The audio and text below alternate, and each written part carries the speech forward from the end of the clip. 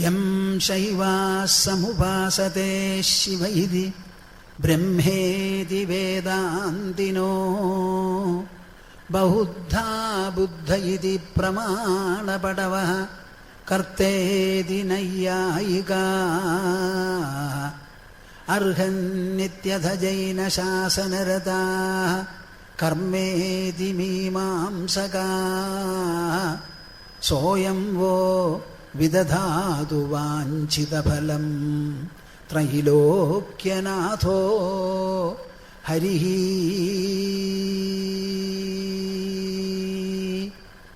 സോയം വോ വിദധാതു വാഞ്ചിതഫലം ത്രൈലോക്യനാഥോ ഹരിഃ.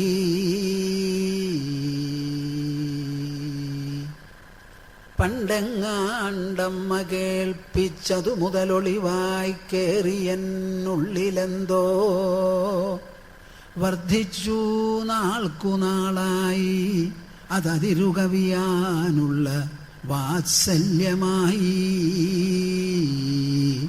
ഭാവത്തിൻ പാവനത്വം വഴിയരുളിയ തൻ ഭാവസമ്പാദനത്താൽ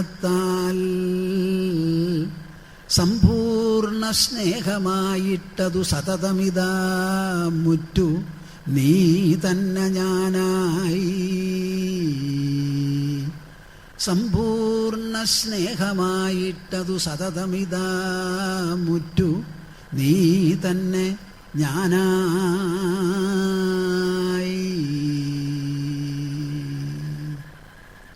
ഹരിഃ ഓം ഹരിഃ ഓം ഹരിഃ.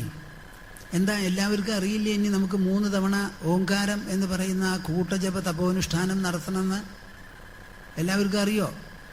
അപ്പം എല്ലാവരുടെയും വായ തുറക്കണം, മനസ്സും തുറക്കണം.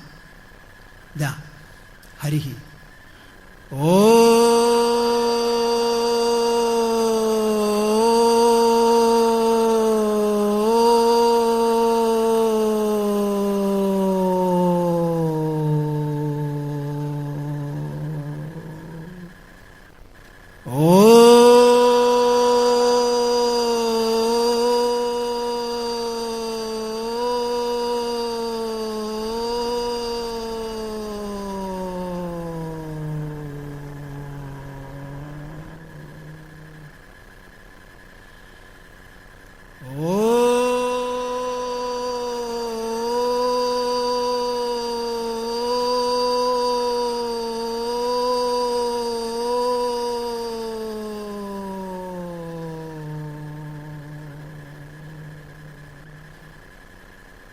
ഹരിഃ ഓം.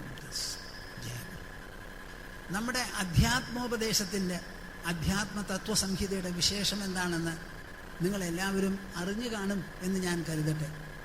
അല്ല, അറിയില്ലെങ്കിലോ ഇപ്പം അറിയണമത്. നമ്മുടെ ഒരേ ഒരു പരമാത്മതത്വം, അതിനെ സംബന്ധിച്ച ചർച്ച, സംവാദം, ആ തത്വം നമ്മെ എവിടേക്കെല്ലാം നയിക്കുമോ, എന്തെല്ലാം നമുക്ക് നേടിത്തരുമോ, അതിനെ മുഴുവൻ വിശദമായി വിവരിച്ചുകൊണ്ടുള്ള സംവാദമാകട്ടെ, ആവിഷ്കരണമാകട്ടെ, പ്രതിപാദനമാകട്ടെ, എവിടേക്കൊക്കെ സഹായമാണ് എന്ന് നിങ്ങൾ ആലോചിക്കണം. ആദ്യമായിട്ട് മധ്യവയസ്സുള്ളവരാണ് അർജുനനും കൃഷ്ണനും. ആ അർജുനനാണ് പടക്കളത്തിൽ വന്ന് പരവശനായി താഴത്തിരുന്നത്.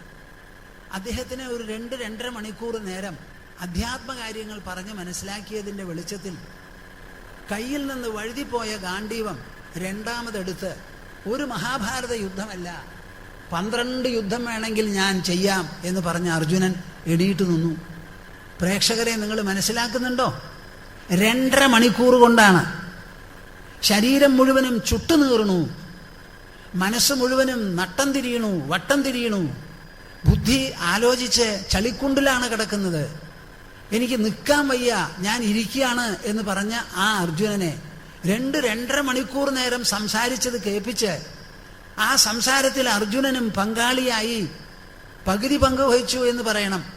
ഇടയ്ക്കിടയ്ക്ക് ചോദ്യങ്ങളായി, പറഞ്ഞത് പോരാ, മനസ്സിലായത് പോരാ, കൂടുതൽ വ്യക്തമാക്കി തരണം. അവിടുന്ന് അങ്ങടും ഇങ്ങടും മുകളിലേക്കും ചോട്ടിലേക്കും ഒക്കെ കിടന്ന് ചോദിക്കാൻ തുടങ്ങി. അതിനൊക്കെ മറുപടി പറഞ്ഞ് അവസാനം അർജുനൻ ചോദിച്ചത് എന്താ? ത്യാഗത്തിൻ്റെയും സന്യാസത്തിൻ്റെയും ശരിയായ നിർവചനം എനിക്ക് കിട്ടിയിട്ടില്ല, മനസ്സിലാവണം എന്നുള്ള ചോദ്യമാണ് 18-ാമത്തെ അധ്യായത്തിൽ ചോദിച്ചത്. അപ്പം ഈ സന്യാസം, ത്യാഗം എന്ന് പറഞ്ഞാൽ എന്താണെന്ന് നിങ്ങൾക്ക് മനസ്സിലായോ പ്രേക്ഷകരെ?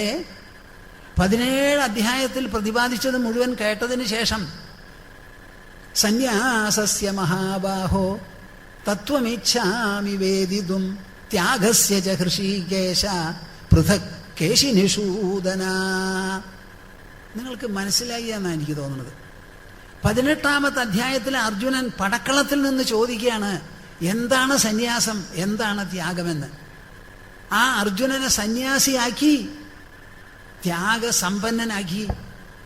ആ സന്യാസത്തിൻ്റെയും ത്യാഗത്തിൻ്റെയും പ്രാബല്യത്തിൻ്റെ പേരിൽ, സ്വാധീനത്തിൻ്റെ പേരിൽ, മഹിമയുടെ പേരിൽ, ഉത്തുംഗതയുടെ പേരിലാണ് 2ാമത് അമ്പും വില്ലുമെടുത്ത് യുദ്ധം ചെയ്തത്. അർജുനൻ അവിടെ ഒരു ഭോഗിയോ ഒരു കാമിയോ ആയിട്ടല്ല യുദ്ധം ചെയ്തത്, ത്യാഗിയും സന്യാസിയുമായിട്ടാണ് യുദ്ധം ചെയ്തത്.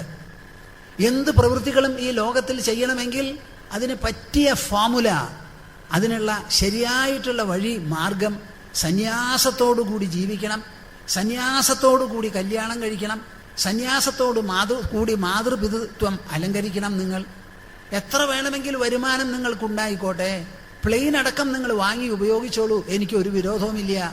ഒരൊറ്റ എണ്ണത്തോട് എൻ്റെയാണ് എന്നുള്ളൊരു മമത, ഞാനാണെന്നുള്ളൊരു തോന്നൽ നിങ്ങൾക്കുണ്ടാവരുത്. ഇത് രണ്ടുമില്ലാതെ നിങ്ങൾ എന്ത് വേണമെങ്കിൽ വെട്ടിപ്പിടിച്ചോളൂ, ഏത് സമുദ്രത്തിൽ വേണമെങ്കിൽ ചെന്ന് നീന്തിക്കോളൂ, വിരോധമില്ല. ഞാൻ എൻ്റെ എന്നുള്ള വിചാരത്തോടു കൂടി ഒരു മുട്ടുസൂചി പോലും, ഒരു സേഫ്റ്റി പിൻ പോലും നിങ്ങൾ കുത്തിയാൽ അത് അപകടമാണ്. നല്ല പോലെ മനസ്സിലാക്കിക്കോളൂ. യജ്ഞാർത്ഥാത് കർമ്മണോന്യത്ര ലോകോയം കർമ്മബന്ധന എന്നാണ് കൃഷ്ണൻ ഉപദേശിച്ചത്. ഈ ലോകത്തിൽ എന്ത് തന്നെയാണെങ്കിലും യജ്ഞമായി ചെയ്താൽ നിങ്ങൾക്ക് ബന്ധമില്ല. യജ്ഞമല്ലാതെ ആശയോടുകൂടിയോ മമതയോടുകൂടിയോ നിങ്ങൾ എന്ത് ചെയ്താലും അത് ബന്ധനത്തിന് കാരണമാണ്. അപ്പൊ യജ്ഞമാക്കി നമ്മുടെ ജീവിതത്തെ ചമയ്ക്കണം നമ്മൾ. ഈ സത്രം, ശ്രീമദ് ഭാഗവത തത്വസമീക്ഷാ സത്രം, വാർഷികമായിരിക്കുന്ന അത്യന്തം വിശേഷപ്പെട്ട മഹത്വപൂർണം മഹത്തായിരിക്കുന്ന ഈ ജ്ഞാനോത്സവം ഞങ്ങൾ സംഘാടകരിത് നടത്തുന്നുണ്ടെങ്കിൽ ഇത് യജ്ഞബുദ്ധിയോടുകൂടി, യജ്ഞ സംസ്കാരത്തോടുകൂടി, യജ്ഞമായി സമർപ്പണമായിട്ടാണ് ഇത് ചെയ്യുന്നത്. അതാണ് നമ്മുടെ കാര്യം. നിങ്ങൾ നല്ല പോലെ മനസ്സിലാക്കണം. നിങ്ങളെല്ലാവരും അങ്ങനെ നിങ്ങളുടെ കുടുംബത്തിനെ അലങ്കരിക്കണം. ഓരോരുത്തരും അവരവരുടെ ഗൃഹത്തിൽ നാരായണനും ലക്ഷ്മിയുമായിട്ട് ജീവിക്കണം, പരമേശ്വരനും പാർവതിയുമായി നിങ്ങൾ ജീവിക്കണം. ഞാൻ ചിലപ്പോഴൊക്കെ പറയാറുണ്ട്, ഈ തെരണ്ട് കല്യാണം എന്നൊരു കല്യാണം കേട്ടിട്ടില്ലേ നിങ്ങൾ? അതൊക്കെ വലിയ എപ്പോഴൊക്കെ ഇല്ലാൻ്റെ അയ്യോ. ആ തെരണ്ട് കല്യാണത്തിന് വൈദിക സംസ്കാരമുള്ള കുടുംബങ്ങളിൽ ആൺകുട്ടിയും പെൺകുട്ടിയും കൂടി അലങ്കരിച്ച കട്ടിലും മുറിയും എല്ലാമായി പാലും മധുരങ്ങളൊക്കെ ആയിട്ട് കൊടുത്തങ്ങോട്ട് പറഞ്ഞയക്കുന്നതിന് മുമ്പ് അവിടെ പാടുന്നത് പാർവതീ പരമേശ്വരന്മാരുടെ ദാമ്പത്യ ജീവിതത്തെക്കുറിച്ചുള്ള വർണ്ണനകളാണ്. എന്താ അതിനർത്ഥം? മനുഷ്യർ തമ്മിൽ നടക്കുന്ന വിവാഹവും പാർവതീ പരമേശ്വരന്മാർ തമ്മിൽ നടന്ന വിവാഹവും അവരുടെ ദാമ്പത്യ ജീവിതവും സമമാണ്, അതുപോലെ ആയിത്തീരണം. നിങ്ങളതിന് ബാക്കി എല്ലാ മോഡികളും പിടിപ്പിച്ച് വലിയ ക്ലബ്ബ് ബുക്ക് ചെയ്ത് ഇൻവിറ്റേഷൻ കാർഡ് അടിച്ച് ഷൂ മൂ അങ്ങോട്ട് നടത്തിയാൽ അതിന് ആ ദിവ്യത്വം ഉണ്ടാവില്ല. ദിവ്യത്വം എന്ന് പറയുന്നത് ആ ദേവഭാവം നമുക്ക് വരണം. മനുഷ്യഭാവത്തിൽ നിന്ന് നമ്മുടെ മനസ്സ് ഉയരണം. നമ്മൾക്ക് എല്ലാം തന്നെ ദിവ്യമാണ്, എല്ലാം തന്നെ ദിവ്യമാണ്. ഗർഭാധാനം എങ്ങനെ നടത്തണം? ഒരു കാള വന്നു ഒരു പശുവിൻ്റെ പുറത്ത് കയറി, അതുപോലെയല്ല മനുഷ്യൻ തമ്മിലുള്ളതായ ഇടപാടുകൾ. അതിനൊരു സൗമ്യത, നല്ല സൗമ്യം വേണം. അതിനൊരു സഭ്യത വേണം, നല്ലൊരു സങ്കല്പം വേണം. പുരുഷനും സ്ത്രീയും തന്നെ സമാഗമിക്കാൻ പോകുകയാണ്. മിക്കവാറും അതിൽ ഗർഭമുണ്ടാകും എന്നാണ് ഞങ്ങളുടെ സങ്കല്പം. ആ ഉണ്ടാകാൻ പോകുന്ന ഗർഭം പുതിയതായ ഒരു തലമുറയെ തൊടുത്തുവിടാനാണ്. ഭൂമി ഉള്ളയിടത്തോളം കാലം ആ തലമുറ നിന്നു എന്ന് വരാം. അപ്പം ഞാൻ ഒരു പുതിയ തലമുറയ്ക്ക് ബ്രഹ്മാവാകാൻ പോകുകയാണ് എന്നുള്ളൊരു വിചാരം ആ ദമ്പതികളിൽ നല്ല പോലെ ഉണ്ടാവണം. ആ ഉണ്ടാകാൻ പോകുന്ന കുഞ്ഞിന്, ആ ഗർഭത്തിന് എന്താ അംഗവൈകല്യങ്ങളൊന്നും പാടില്ല ശാരീരികമായി. പിന്നെ നല്ല ഒരു മനസ്സ്, നല്ല ഒരു ബുദ്ധി എന്തെങ്കിലും വേണം. ഇന്ന് ഞാൻ നാരായണാശ്രമ തപോവനത്തിൽ നിന്ന് ഇങ്ങോട്ട് വരാൻ പുറപ്പെട്ട സമയത്ത് അതിനു മുമ്പ് പെട്ടെന്ന് ഒരു ടെലിഫോൺ കോൾ. അപർണ എന്ന് പറഞ്ഞൊരു പെൺകുട്ടിയാണ്, അസലായിട്ട് പഠിക്കുന്ന കുട്ടിയാണ്. ഡൽഹിയിൽ അമ്മ കൂട്ടിക്കൊണ്ടുവന്നിരുന്നു ആ കുട്ടിയെ എന്നോട് സംസാരിക്കുക. പാവം, നല്ല കുട്ടി, നന്നായി പഠിക്കും, നന്നായി മാർക്ക് മേടിക്കും. എന്തോ തരത്തിൽ പെട്ടെന്ന് ഒരു മനോരോഗം. അവൾ പറയാണ്, എനിക്ക് സംഘർഷമുണ്ടാവുന്നു, എന്താ വേണ്ടതെന്ന് അറിയുന്നില്ല, ഒന്നും ചെയ്യാൻ പറ്റില്ല. അപ്പം ഞാൻ ചില കാര്യങ്ങളൊക്കെ പറഞ്ഞു കൊടുത്തു. എന്തൊക്കെ വേണം, ഒന്ന് ചാടൂ, ഒന്ന് സ്കിപ്പ് ചെയ്യൂ, ആ ഉള്ളിലുള്ള സംഘർഷം പുകഞ്ഞങ്ങോട്ട് പോട്ടെ, ഇതൊന്നും പറ്റിയില്ലെങ്കിൽ നിലത്ത് കിടന്ന് ഉരുണ്ടോളൂ എന്ന്. കേൾക്കുന്നുണ്ടോ നിങ്ങൾ? ഒക്കെ ചിരിക്കും. നിലത്ത് കിടന്ന് ഉരുളൂന്ന് ഒരു അപകടവുമില്ലാത്ത എക്സസൈസാണ്. നമുക്ക് പഴയ കാലത്തൊരു ഗണേശനുണ്ട്, ഇന്നുണ്ടോയെന്ന് എനിക്കറിയില്ല, ഗണപതി. അവിടെ ചെന്നാൽ നമ്മൾ എന്താ ചെയ്യുക? ഏത്തിടുക. എൻ്റെ ചെറുപ്പകാലത്ത് പഠിപ്പിക്കുന്ന സമയത്ത് കുട്ടികളെ ഏത്തിടിക്കുകയാണ് വലിയ പണിഷ്മെൻ്റ്, അവർക്ക് ശിക്ഷ. ഒരു കാലും വേറൊരു കാലും കൂടി പിണച്ച് വെച്ച് ഇതാ ഇങ്ങനെ പിടിച്ച് ഇങ്ങനെ കുമ്പിട്ട് 2 മുട്ടും നിലത്ത് തൊടണം. ഒരു വേദനയില്ല, വലിയ ബുദ്ധിമുട്ടാണ്, നല്ല ശിക്ഷയാണ്. കുട്ടികൾക്ക് ഏത്താണ് ശിക്ഷ. ഒരു വടി അവിടെ പ്രയോഗിച്ചുകൊണ്ടിരുന്നില്ല. അപ്പം നമുക്ക് നല്ല നല്ല എക്സസൈസസ് ഉണ്ട്. നിലത്ത് കിടന്ന് ഇങ്ങനെ ഉരുളുമ്പോൾ നിങ്ങൾക്ക് ശക്തി ഉപയോഗിക്കേണ്ടി വരും, ശരീരം മുഴുവനും ഉരുളുക. അങ്ങനെ ഉരുണ്ട് കുറെ കഴിയുമ്പോഴേക്കും ഈ മനസ്സിലുള്ള സംഘർഷം മുഴുവനും പോവും. നീ അത് ഉടനടി ചെയ്തിട്ട് എന്നെ 2ാമത് വിളിക്കൂ എന്ന് പറഞ്ഞു. അപ്പോൾ കുറേയൊക്കെ ഭേദമായി എന്ന് പറഞ്ഞു. പോരാത്തതിന് കുറച്ചും കൂടി ചെയ്യൂന്ന്.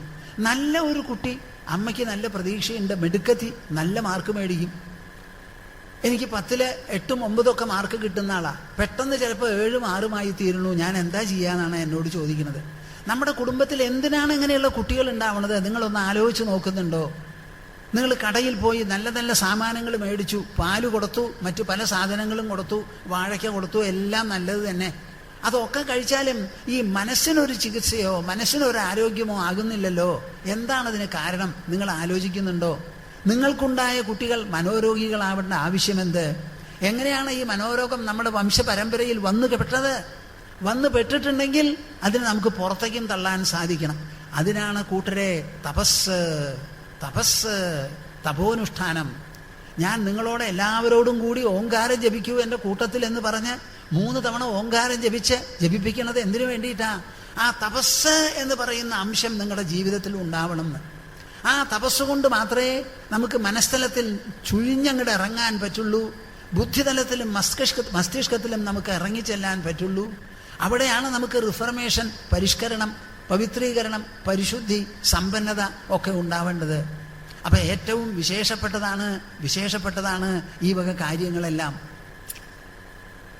അപ്പൊ പടക്കളത്തിൽ ചെന്ന് പട ചെയ്യാൻ പറ്റാതെ ഇരുന്ന അർജുനനെ കൊണ്ട് അധ്യാത്മ തത്വോപദേശം അത് പരാമർശിച്ച് അത് ചർച്ച ചെയ്ത് മനസ്സിലാക്കി കൊടുത്ത് അർജുനനെയും അതിൽ പങ്കാളികളാക്കി ഭാഗഭാക്കാക്കി ചർച്ച ചെയ്തപ്പോൾ അർജുനന്റെ സംശയങ്ങളെല്ലാം തീർന്നു, എല്ലാം ശരിയായി. അതാണ് ഒരു ഗുണം. പരീക്ഷത്തിനാണ് ശുകമഹർഷി 7ാം ദിവസം മരിക്കുമല്ലോ എന്ന് വിചാരിച്ച് പരീക്ഷത്തിനാണ് വരാൻ പോകുന്ന മരണത്തെ തക്ഷകൻ വരുന്നതിന് മുൻപ് തന്നെ, കേൾക്കുന്നുണ്ടോ നിങ്ങൾ? തക്ഷകൻ വന്ന് കടിക്കുന്നതിന് മുൻപ് തന്നെ ദേഹത്തെ വിട്ട്, ദേഹബോധം വിട്ട് ആത്മതലത്തിൻ്റെ അടിത്തട്ടിൽ പ്രവേശിച്ച് അമർന്ന് ലയിച്ച് ഒന്നായിരിക്കാൻ സാധിച്ചു. ആർക്ക്? പരീക്ഷിത്ത് മഹാരാജാവിന്. ഇവിടെ ഇതാ ഉദ്ധവൻ, അദ്ദേഹത്തിന് അർജുനനെ പോലെ യുദ്ധം ഒരു പ്രശ്നമല്ല, കർമ്മമല്ല അവിടെ പ്രശ്നം, വരാൻ പോകുന്ന മരണവുമല്ല അദ്ദേഹത്തിന് പ്രശ്നം. കൃഷ്ണപരമാത്മാവിൽ നിന്ന് അകന്നുവിരിക്കുമല്ലോ എന്നുള്ള വിരഹദുഃഖം മാത്രമേ ഉള്ളൂ. തനിക്ക് എല്ലാം വിട്ടിട്ട് പോകണം. അപ്പൊ ത്യജിക്കണം. മനസ്സിലായോ? ത്യജിപ്പിക്കുക എന്നുള്ളതാണ് ഇവിടെ ഉദ്ദേശം. നിറഞ്ഞിരിക്കുമ്പോൾ കൃഷ്ണപരമാത്മാവിൻ്റെ ദർശനമുണ്ട്.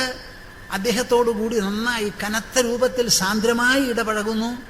ആ സംസർഗമെല്ലാം വിട്ട് ആ വിരഹതാപം സഹിച്ച്, വിരഹതാപം ഭഗവാനിൽ നിന്നുള്ള വിരഹം അത് സഹിച്ച് ദ്വാരകയെയും കൃഷ്ണപരമാത്മാവിനെയും വിട്ട് ഏകാന്തമായി ബദരികാശ്രമത്തിൽ ചെന്ന് നരനാരായണ പർവ്വതങ്ങൾക്കിടയിൽ കൃഷ്ണനെ മനസ്സിൽ നനച്ച് കൃഷ്ണനെ എമ്പാടും ചുറ്റും കണ്ട് ആ കൃഷ്ണത്വത്തിൽ മഗ്നനായി, ലീനനായി, മുങ്ങി ലയിച്ച് ഇല്ലാതെയാവണം. ആ പോക്ക് സാധിപ്പിക്കാൻ വേണ്ടിയിട്ടാണ് ഇവിടെ ഉപദേശം. ഇനി അധ്യാത്മതത്വം കൊണ്ട് നിങ്ങൾക്ക് എന്താ നേടാനുള്ളത്? ഒന്ന് പറഞ്ഞു തരും. ഏതെങ്കിലും പ്രശ്നം ഇനി ബാക്കി നിൽക്കുന്നുണ്ടോ? ലോകത്തിലുള്ള എന്ത് പ്രവൃത്തികളും ചെയ്യാൻ ഉള്ള ശക്തിയും പ്രേരണയും ഉത്സാഹവും തിമിർപ്പും തീവ്രതയും അത് പ്രദാനം ചെയ്യുന്നു. മരണമാണ് വരാൻ പോകുന്നത്, ശാപം എന്നുള്ള നിലയ്ക്ക്. ആ ശാപം വരുന്നതിന് മുൻപ് ആ ശാപത്തിനെ നിർവീര്യമാക്കി താൻ തൻ്റെ മുക്തി നേടിയതാണ് പരീക്ഷത്തിൻ്റെ ചരിത്രം. ഇവിടെയോ ഉദ്ധവനെ കൊണ്ട് ത്യജിപ്പിക്കുകയാണ്. 7-ാം ദിവസം ദ്വാരക മുങ്ങിപ്പോകും. കൃഷ്ണപരമാത്മാവിന്റെ ആ ശരീരം വിട്ടുപോകും. അതിനു മുൻപ് അത് രണ്ടും കണ്ടുകൊണ്ട്, ആ കണ്ട ഛായ മനസ്സിൽ നിർത്തിക്കൊണ്ട് ബദരികാശ്രമത്തിലേക്ക് പോകാൻ അതും സാധിച്ചു. അങ്ങനെ എല്ലാറ്റിനും സാധിപ്പിക്കുന്നതാണ് ഈ അധ്യാത്മ തത്വോപദേശം എന്ന് പ്രേക്ഷകരെ നിങ്ങളെല്ലാവരും നല്ല പോലെ മനസ്സിലാക്കണം. ഇങ്ങനെയുള്ള ഒരു അധ്യാത്മ തത്വ പ്രതിപാദനം ലോകത്തിൽ ഒരു സ്ഥലത്തും നിങ്ങൾക്ക് കാണാൻ പറ്റില്ല. ഒരു സ്ഥലത്തും കാണില്ല. ഒരേ ഒരു ആത്മതത്വത്തെ പല വീക്ഷണ കോണുകളിൽ നിന്ന് വീക്ഷിച്ച് പല പ്രകാരത്തിൽ പ്രതിപാദനം നടത്തി പല വിധത്തിലും അതിൻ്റെ പ്രയോഗം, പ്രായോഗികത ബോധ്യമാക്കി കൊടുക്കുന്ന വിശേഷപ്പെട്ട ഒരു സന്ദർഭമാണ്. ഇങ്ങനെ പലതുമുണ്ട്. കൃഷ്ണനും രുക്മിണിയും കൂടി വളരെ സ്നേഹസല്ലാപം നടത്തിക്കൊണ്ടിരിക്കുന്ന ദമ്പതി വിനോദം എന്നാണ് പറയുക. അവിടെയും കൃഷ്ണൻ അധ്യാത്മമായിട്ടുള്ള സംവാദമാണ് രുക്മിണിയുമായി നടത്തിയത്. ബുദ്ധിയുള്ളവർക്ക് വായിച്ചു നോക്കാം. 10-ാം സ്കന്ധത്തിൽ നിന്ന് വളരെ വിശേഷപ്പെട്ട ചോദ്യങ്ങളും ഉത്തരങ്ങളുമാണ് രുക്മിണിയും കൃഷ്ണനും തമ്മിലുള്ളത്. അതുമാതിരി നിങ്ങൾ ഭാര്യാഭർത്താക്കന്മാർ വീട്ടിലിരിക്കുമ്പോൾ എന്തും വേണം? ചപ്പ ചവറ ചുലു മുചു എന്ന് പറയാണ്ടേ നിങ്ങൾ എന്തു വേണം? നല്ല കാര്യങ്ങളൊക്കെ എടുത്ത് വായിക്കൂ, ചർച്ച ചെയ്യൂ, വായിക്കൂ, ചർച്ച ചെയ്യൂ എന്ന്. ഡൽഹിയിൽ നമ്മുടെ ശിഷ്യന്മാരുണ്ട്. ആ ശിഷ്യന്മാരിൽ ഒരാൾ പറയാണ്, എനിക്ക് എൻ്റെ ഭാര്യയോട് കാര്യം പറയാനുണ്ട്. ഞാൻ പുറത്തൊക്കെ പോയി ജോലി ചെയ്ത് വൈകുന്നേരം വരുമ്പോൾ നമുക്ക് രണ്ടാൾക്കും കൂടി ഏതെങ്കിലും ഒരു ടെക്സ്റ്റ് എടുത്ത് വായിച്ച് കുറച്ചു നേരം ചർച്ച ചെയ്യുക എന്ന് പറയുമ്പോൾ ഭാര്യ മുഴുവനും അതിന് കൂട്ടാക്കണില്ല. രണ്ടുപേരും നമ്മുടെ ശിഷ്യന്മാരാ. ഭർത്താവ് പറയുക, അങ്ങനെ ഒരു ഭർത്താവിനെയല്ലേ നിങ്ങൾക്ക് കിട്ടേണ്ടത്? ഞാൻ അവിടെ ഇവിടെയൊക്കെ പോയി ജോലിയൊക്കെ ചെയ്തു, പലതും ചെയ്യണം. വീട്ടിൽ വന്നു കഴിഞ്ഞാൽ ഒരു അരമണിക്കൂർ നേരമെങ്കിലും നമ്മൾ അധ്യാത്മമായിട്ടുള്ള എന്തെങ്കിലും ഒരു പുസ്തകം എടുത്ത് വായിച്ച് ചർച്ച ചെയ്ത് ആ ചർച്ചയുടെ പശ്ചാത്തലത്തിൽ നമുക്ക് ഊണും കഴിക്കാം, ഉറങ്ങും ചെയ്യാം എന്ന് പറയുന്ന ഒരു ഭർത്താവ് നല്ലവനോ അഭികാമ്യനോ? എന്താ നിങ്ങളുടെ അഭിപ്രായം? നിങ്ങളൊക്കെ അങ്ങനെ ആയിത്തീരണം. നമ്മുടെ മാ ഗുരുപ്രിയാജി ഉണ്ടല്ലോ, നമ്മുടെ ശിഷ്യത്തി, അവർ ആദ്യകാലം രണ്ടുപേരും പ്രൊഫസർമാരാ, ഫിസിക്സ് സയന്റിസ്റ്റുമാരാ. അവർ പഠിപ്പിച്ചുകൊണ്ടിരുന്നു. അതിലത്തെ സ്വാമിജി ഖരഗ്പൂർ IIT-യിലെ പ്രൊഫസറായിരുന്നു, അസിസ്റ്റന്റ് പ്രൊഫസറായിരുന്നു, റിസർച്ച് നടത്തിക്കൊണ്ടിരിക്കുക. അവിടെ ദിവസേന അവിടെ പോയി വൈകുന്നേരം വരുമ്പോൾ മാജി എന്തെങ്കിലും, അന്ന് മാജിയല്ല, അവർ ദമ്പതികളാണ്, ഭാഗവതം, ഞാൻ നിത്യം ഭാഗവതം വായിക്കൂ, രണ്ടാമത് ഇനി ഉദ്യോഗത്തിന് പോകരുത്. കൽക്കട്ടയിലത്തെ ഉദ്യോഗം വിട്ട് അന്ന് ഭർത്താവ് ജോലി ചെയ്തിരുന്ന IIT ഖരഗ്പൂരിലേക്ക് വരാൻ പുറപ്പെട്ടപ്പോൾ എന്നോട് പറഞ്ഞപ്പോൾ പറഞ്ഞു, നിങ്ങൾ ഇനി ഐച്ഛികമായി ഒരു ഉദ്യോഗം ചെയ്യാതെ ഇരിക്കണമെന്ന്. ഓപ്ഷണലായിട്ട് യു ഷുഡ് നോട്ട് ഡു, വേണ്ടാന്ന് വെക്കണമെന്ന്. അതിന് പകരം ഞാനൊരു റിസർച്ച് തരാം, ശ്രീമദ് ഭാഗവതം, അത് വായിച്ചോളൂ എന്ന് പറഞ്ഞു. അത് വായിച്ച് ഇദ്ദേഹം ഈ സ്വാമിജി ഉണ്ടല്ലോ, അദ്ദേഹം വരുന്നത് കാത്തിരിക്കും. അദ്ദേഹം വന്ന ആ ഷൂ കൂടി അഴിച്ചു വെക്കാതെ ഇന്ന് വായിച്ചതെന്താ, എന്താ പുതിയതായിട്ട് വായിച്ചിരിക്കണേന്ന് പറഞ്ഞ് അത് കേട്ട് കുറേ നേരം സംസാരിച്ചതിന് ശേഷമാണ് കാലിലുള്ള ഷൂ അഴിച്ചു വെച്ച് എന്തെങ്കിലും കാപ്പിയോ ചായയോ അവർ കുടിച്ചുകൊണ്ടിരുന്നതെന്നാണ് പറയുന്നത്. നിങ്ങൾക്കിത് കേൾക്കുമ്പോൾ എന്ത് തോന്നുന്നു? ഇത് നല്ലതോ അതോ മോശമോ? കൂട്ടരെ, നിങ്ങളൊക്കെ അങ്ങനെ ആവുക. എന്തിൻ്റെ പഞ്ഞാണ് നമ്മുടെ നാട്ടിൽ? എത്രയെത്ര നല്ല പുസ്തകങ്ങളുണ്ട് ഇവിടെ. ഏതെങ്കിലും എടുത്ത് വായിക്കൂ. ഇത് ആൽസേഷ്യൻ ഡോഗിന് വായിക്കാനുള്ളതാണോ, കുരങ്ങന്മാർക്കുള്ളതാണോ, അതോ അണ്ണാറക്കണ്ണനോ? ഈ പുസ്തകമൊക്കെ ആർക്ക് വായിക്കാനുള്ളതാ? നിങ്ങൾക്ക് എല്ലാവർക്കും മനസ്സിലാകണം, ഗ്രഹിക്കണം എന്ന് പറഞ്ഞിട്ടാണ് ഞാൻ ഓരോ തവണ ഓരോ പുസ്തകം ഓരോ പേരിൽ ഭാഗവതത്തിൻ്റെ തുടർച്ചയായിട്ടുള്ള സ്കന്ധങ്ങളും അധ്യായങ്ങളുമായി എഴുതി വരുന്നത്. അതിൻ്റെ ഭാഷ ഒന്ന് വേറെയാണ്, രസകരമായിട്ടുള്ള ഭാഷയാണ്. മനുഷ്യനെ കൊണ്ട് ചിന്തിപ്പിക്കുന്നത്, കൂലങ്കഷമായി പരിശോധിപ്പിക്കുന്നത്, അവനവൻ്റെ ഉൾത്തടത്തിലേക്ക് ഇറക്കി ചെല്ലിക്കുന്നത്, അങ്ങനെ വിശേഷപ്പെട്ട ഭാഷയാണ്. അതെടുത്ത് വായിക്കൂ, ചർച്ച ചെയ്യൂ, കൂട്ടുകാരെയും വിളിക്കൂ. നിങ്ങളുടെ വീട് തന്നെ ഒരു സത്സംഗ കേന്ദ്രമായി തീരട്ടെ. അതാണ് നമുക്ക് ആവശ്യം. അപ്പം ശ്രീകൃഷ്ണൻ 7-ാം അധ്യായത്തിൽ തുടങ്ങി ആ 7-ാം അധ്യായത്തിൽ നിന്ന് പുറപ്പെട്ട് അങ്ങനെ മേപ്പെട്ട് പോവാണ്. അതിൽ ഞാൻ ഇന്നലെ നിങ്ങളോടൊരു ശ്ലോകം പറഞ്ഞു, യദിദം മനസാ വാചാ ചക്ഷുർഭ്യാം ശ്രവണാദിഭിഃ നശ്വരം ഗൃഹ്യമാണം ച വിദ്ധി മായാ മനോമയം. ഉദ്ധവനെ അവിടുന്ന് പറഞ്ഞയക്കണം, അതാണ് ആവശ്യം. അപ്പൊ ഈ പ്രപഞ്ചത്തിന്റെ പിന്നാലെ നമ്മൾ കടിച്ചു തൂങ്ങേണ്ട ആവശ്യമില്ല. ഒരു പട്ടിക്ക് ഒരു എല്ലിന്റെ കഷ്ണം, അത് വളരെ പഴക്കം ചെന്ന ഒരു എല്ലിന്റെ കഷ്ണം കിട്ടിയാൽ പട്ടി എന്ത് ചെയ്യും? പട്ടിയുടെ നാവ് വളരെ ലോലമാ, അതിങ്ങനെ നക്കും. നക്കി ആ എല്ലിലും മുള്ളും മനിയൊക്കെ ഉണ്ടാവും. കുറച്ച് കഴിഞ്ഞാൽ അതിൽ നിന്ന് ചോര പുറപ്പെട്ടിരിക്കും. അപ്പൊ ചോര വരുമ്പോൾ ദാ എൻ്റെ എല്ലിന്റെ കഷ്ണത്തിൽ നിന്ന് ചോര കിട്ടി എന്ന് പറഞ്ഞ് കൂടുതൽ നക്കി തുടങ്ങും. എവിടുന്നാ ഈ ചോര വന്നത്? പട്ടിയുടെ നാവുന്ന ആ നാവെന്ന് വന്ന ചോര എല്ലുന്നാണെന്ന് വിചാരിച്ച് നക്കി നക്കി നക്കി നക്കി നാവ് മുഴുവനും കേടുവരും. ഇതാണ് ഇവിടെയും ഉണ്ടാവുന്നത്. പ്രപഞ്ചത്തിൽ നിങ്ങളുടെ ഇന്ദ്രിയങ്ങൾ കാണിച്ചു തരുന്ന ലോകമാണ്, അല്ലാതെ ഒരു ലോകം ഇവിടെ ഇല്ല. നിങ്ങളുടെ കണ്ണ് കാണിച്ചു തരുന്ന വസ്തുക്കളെ ഇവിടെ ഉള്ളൂ, ദർശനങ്ങളെ ഉള്ളൂ. നിങ്ങളുടെ ചെവി കേൾക്കുന്നതായ ശബ്ദങ്ങളെ ഇവിടെ ഉള്ളൂ. നിങ്ങൾക്ക് ചെവി ഇല്ലെങ്കിൽ ലോകത്തിൽ ശബ്ദമുണ്ടാവുമോ? കണ്ണില്ലെങ്കിൽ കാഴ്ച ഉണ്ടാവുമോ? അപ്പൊ കാഴ്ച മുഴുവനും നിങ്ങളുടെ കണ്ണ് പ്രസവിക്കുന്നതോ അതോ സ്വന്തമായി നിൽക്കുന്നതോ? കാഴ്ച മുഴുവനും സ്വന്തമായി നിൽക്കുന്നതോ അതോ നിങ്ങളുടെ കണ്ണുണ്ടാക്കുന്നതോ? ദാ ഇവിടെ ഈ തൂണുണ്ട്, കണ്ണില്ലാത്ത ഒരാൾ വന്നിട്ട് ഇവിടെ തൂണുണ്ടെന്ന് പറയോ?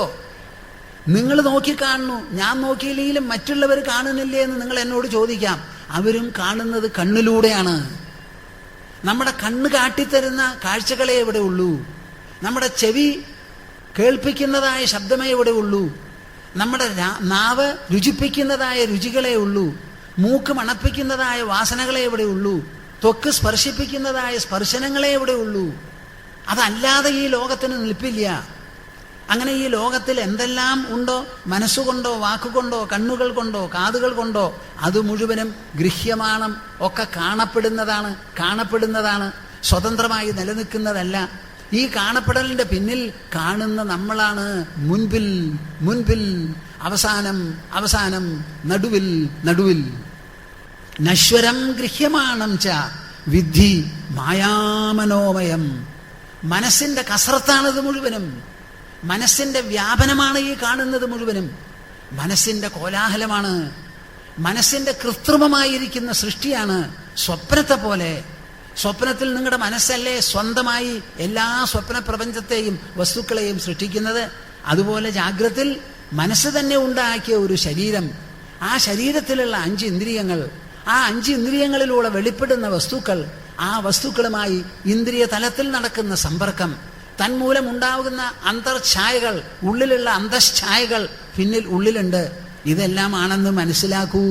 മായാമനോമയം, മനോമയം.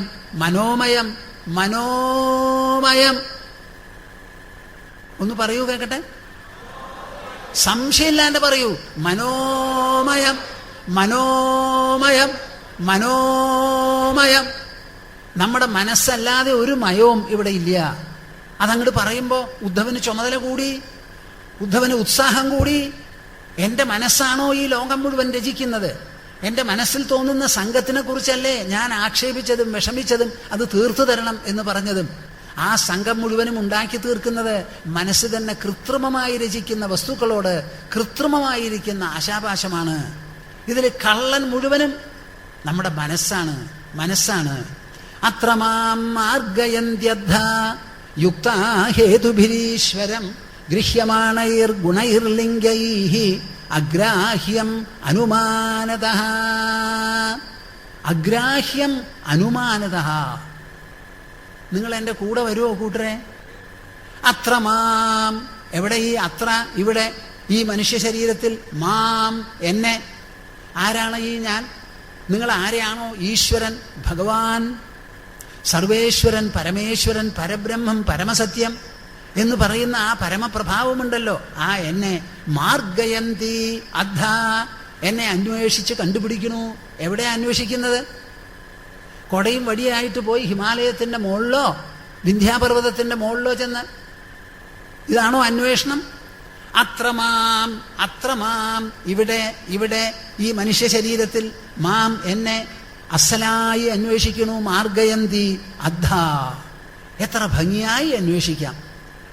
നിങ്ങൾക്ക് ഒരു സ്ഥലത്തും പോണ്ടതില്ല ഈശ്വരനെ കാണാനും കേൾക്കാനും അദ്ദേഹത്തോടു കൂടിച്ചേരാനും കൂടി ഒരു സ്ഥലത്തേക്കും പോണ്ട. അതിനുവേണ്ടി മാത്രം ഉണ്ടാക്കിയിട്ടുള്ളതാണ് മനുഷ്യ ശരീരം. യുക്താ ഹേതുഭിരീശ്വരം. അങ്ങനെ കണ്ടുപിടിക്കണമെങ്കിൽ എന്തു വേണം? യുക്താഹ. നിങ്ങളുടെ ഇന്ദ്രിയങ്ങളെയും മനസ്സിനെയും ബുദ്ധിയെയും എല്ലാം സംയുക്തമാക്കി സംഗ്രഹിച്ച് ഒരു ഇൻറ്റഗ്രേറ്റഡ് പേഴ്സണാലിറ്റി ഉണ്ടാക്കണം. നമുക്ക് ഇന്ദ്രിയതലം ആരുണ്ടാക്കിയതാ? മനസ്സ്. അവയെ നിയോഗിക്കുന്നതും വിനിയോഗിക്കുന്നതും ആരാ? മനസ്സാണത് ചെയ്യുന്നത്. അപ്പോൾ ഇന്ദ്രിയങ്ങളുടെ മുകളിൽ സ്വാധീനം മനസ്സിന് വേണം. മനസ്സിന്റെ മുകളിൽ സ്വാധീനം മനസ്സിന്റെ തന്നെ സൂക്ഷ്മരൂപമായ ബുദ്ധിക്ക് വേണം. ആ ബുദ്ധിയെ നിയന്ത്രിക്കാനായി നമ്മുടെ ഇച്ഛാശക്തി നാം പ്രയോഗിക്കണം.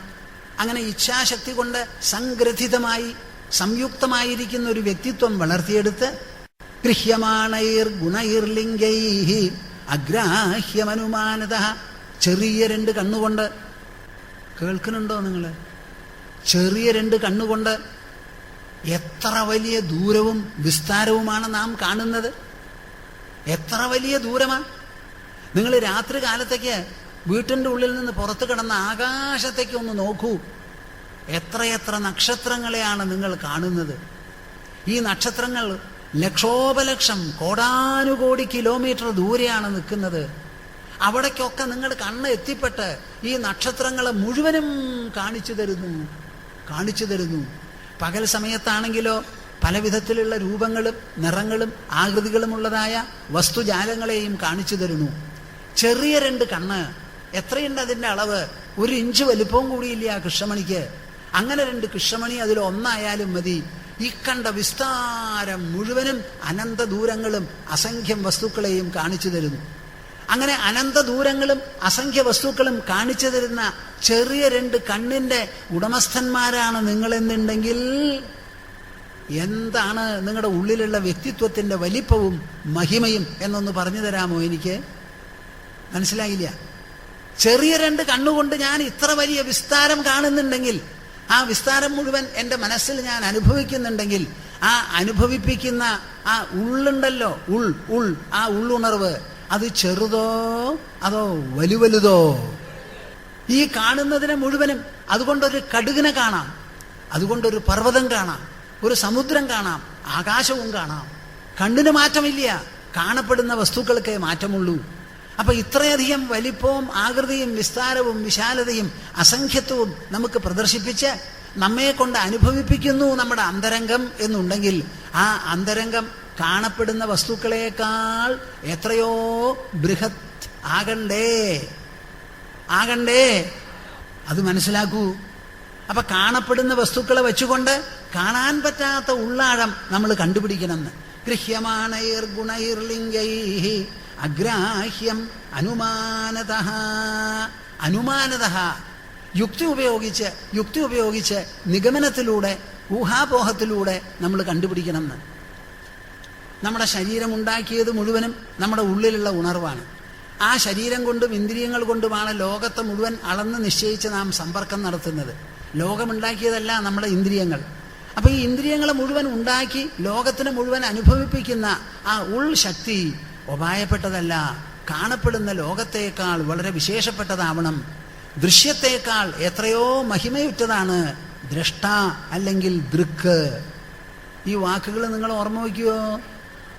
ദൃശ്യം, കാണപ്പെടുന്നത്, ആ ദൃശ്യത്തേക്കാൾ എത്രയോ മേന്മയുറ്റതാണ് ദ്രഷ്ട അല്ലെങ്കിൽ ദൃക്ക്. ദ്രഷ്ട. ആ ദൃഷ്ടമണ്ഡലത്തിലേക്ക് പ്രവേശിക്കാൻ കണ്ണും കാതും മൂക്കും ഒന്നും നമ്മുടെ കയ്യിൽ പ്രയോജനപ്പെടില്ല. അവിടെ യുക്തിപൂർവം ബുദ്ധിയുടെ പ്രയാണം കൊണ്ടേ അവിടെ എത്താൻ പറ്റുള്ളൂ. അവിടെ എന്നെ അന്വേഷിച്ച് ഭംഗിയായി അവർ കണ്ടുപിടിക്കണു. പുരുഷത്വേച മാം ധീരാഃ സാഖ്യയോഗ വിശാരദാഃ ആവിസ്തരാം പ്രപശ്യന്തി സർവശക്തി ഉപബൃംഹിതം. ഞാനിതിൻ്റെ അർത്ഥം പറയണോ? എല്ലാവരും കേൾക്കുവോ? മനസ്സിലാക്കുവോ? അവിടെ എനിക്ക് എക്സാക്റ്റായിട്ട് കാണുന്നില്ല. നിങ്ങളൊക്കെ എങ്ങനെയാ കേൾക്കുവോ? പുരുഷത്വേച മാം ധീരാഃ. ധീരാഃ എന്ന് പറഞ്ഞാൽ ധൈര്യമുള്ളവരല്ല, ബുദ്ധിയുള്ളവർ, ആലോചനാശീലമുള്ളവർ, മനനശീലമുള്ളവർ, കാര്യങ്ങളുടെ ഗുണദോഷം കൂലങ്കഷമായി മനസ്സിലാക്കി പരിശോധിച്ച് പല ഊഹാപോഹങ്ങളിലും ചെന്നെത്താൻ പറ്റുന്നവർ എന്നർത്ഥം. ആ ബുദ്ധിയുള്ളവർ എന്ത് ചെയ്തു? പുരുഷത്വേച മാം ധീരാഃ സാഖ്യയോഗ വിശാരദാഃ. സാഖ്യത്തിലും യോഗത്തിലും വിശാരദന്മാർ, അതിനിപുണന്മാരാണ് അവർ. സാഖ്യം എന്ന് പറഞ്ഞാൽ എന്താ? തത്വവിചാരം. ഞാൻ ഈ പറയുന്നതൊക്കെ തത്വവിചാര. അതുകൊണ്ട് ഞാൻ എവിടെങ്കിലും പോയി സംസാരിക്കുമ്പോൾ പ്രഭാഷണം എന്ന് പറയുമ്പോൾ എനിക്കിങ്ങനെ നാണാവുക. പ്രഭാഷണം, എല്ലാവരും പ്രഭാഷണം പറയും. എന്നെ നിങ്ങളൊരു പ്രഭാഷകനാക്കി തീർക്കരുതേന്നാണ് എനിക്ക് പറയാനുള്ളത്. എനിക്കിത് കേട്ട് പുളിച്ചു കഴിഞ്ഞു. അതാണ് ഞാൻ പറയണത് തത്വപ്രവചനം എന്ന്. എന്ത് തത്വപ്രവചനമാണത്. പ്രഭാഷണം എന്തെങ്കിലും ആവാം. ഇപ്പൊ കൃഷ്ണന്റെ ബാലലീലകൾ നമുക്ക് വിവരിക്കാം, കൃഷ്ണന്റെ ഗാർഹിക ജീവിതം നമുക്ക് വിവരിക്കാം. അങ്ങനെ പല കാര്യങ്ങളും ഉണ്ട്. ചട്ടി പൊട്ടിച്ചു, വെണ്ണയുണ്ടു, ഗോപികളുടെ മുഖത്ത് തുപ്പി, അവിടെ മൂത്രം പഠിച്ചു, ഇങ്ങനെ പലതും ഉണ്ടല്ലോ ബാലലീലകൾ. അതൊക്കെ ഇങ്ങനെ പറയാം. പക്ഷെ ആ ബാലലീലകൾ എന്താണ്, അതിൽ അന്തസ്സാരം എന്ത്, തത്വം എന്ത്, അത് പറഞ്ഞ് മനസ്സിലാക്കുന്നതാണ് തത്വപ്രവചനം. ഈ ശ്രീമദ് ഭാഗവത തത്വസമീക്ഷാ സത്രം കൊണ്ട് നാം ഉദ്ദേശിക്കുന്നത് ശ്രീമദ് ഭാഗവതം ആവിഷ്കരിക്കുന്നതും പ്രതിപാദിക്കുന്നതുമായ ജീവിത തത്വമൂല്യ സിദ്ധാന്തങ്ങൾ ജനങ്ങൾക്ക് നിത്യനിരന്തര പ്രയോഗത്തിന് സൗകര്യമാവത്തക്ക വിധത്തിൽ, സുഗമമാവത്തക്ക വിധത്തിൽ, ഭംഗിയായി, രസകരമായി, ഫലപ്രദമായി, കാര്യക്ഷമമായി, ആവേശജനകമായി, ഉത്സാഹകരമായി പ്രതിപാദിക്കാൻ നമുക്ക് സാധിക്കണം. അതാണ് നമ്മുടെ ഉദ്ദേശം. ശ്രീമദ് ഭാഗവതം എന്ന് പറയുന്നത് ഒരു പഴഞ്ചൻ പാട്ടോ ഒരു പുരാണക്കെട്ടോ അല്ല. നേരെ മറിച്ച് നമ്മുടെ മനസ്സിനെയും ബുദ്ധിയെയും സ്പർശിക്കുന്ന കാര്യങ്ങൾ വളരെ ഭംഗിയായി, യുക്തിസഹമായി, സാധാരണക്കാർക്കും അതേപോലെ ഉഗ്രമതികൾക്കും എല്ലാവർക്കും ഒരുപോലെ വക നൽകുന്നതാണിത് എന്ന് പറഞ്ഞ് മനസ്സിലാക്കണം. പുരുഷത്വേച മാം ധീരാഃ സാഖ്യയോഗ വിശാരദാഃ. സാഖ്യം, തത്വവിചാരം, അത് ബുദ്ധി കൊണ്ടാണ് നടത്തുക. അവിടെ വേറെ അവയവങ്ങളൊന്നുമില്ല. കണ്ണും കൂടി വേണ്ട, നിങ്ങൾ കണ്ണടച്ച് കേട്ടോളൂ, ഞാൻ പറയുന്നത് അസലായിട്ട് മനസ്സിലാവും. എന്നിട്ട് ഇങ്ങനെ ആലോചിച്ചോളൂ ബുദ്ധി കൊണ്ട്, അതിൻ്റെ ഒപ്പം നിങ്ങൾക്ക് പോകാൻ പറ്റും. അതാണ് സാഖ്യം. യോഗം എന്ന് പറയണതോ കൂട്ടിച്ചേർക്കുക, ലയിപ്പിച്ചില്ലാതെയാക്കുക. ഈ യോഗം എന്ന് പറയുന്നത് ഒരിക്കലും സ്ഥൂല വസ്തുക്കളിലോ സ്ഥൂലമണ്ഡലത്തിലോ നടത്താൻ പറ്റില്ല. ലയിച്ചില്ലാതെയായി തീരുക. യുജ്യതേ എന്നാണ് ആ വാക്കിനർത്ഥം.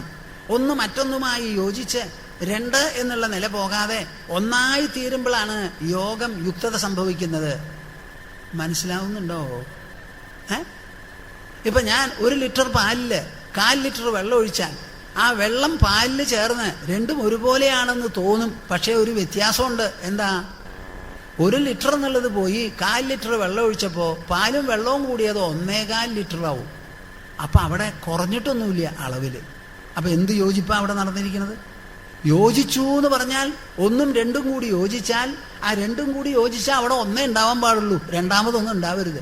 ഒരു കൂടലും ഒരു കുറവും ഉണ്ടാവരുത്. മനസ്സിലാവുന്നുണ്ടോ പറയുന്നത്? ഒരു വിധത്തിലും മാറ്റം കാണരുത് എന്ന്.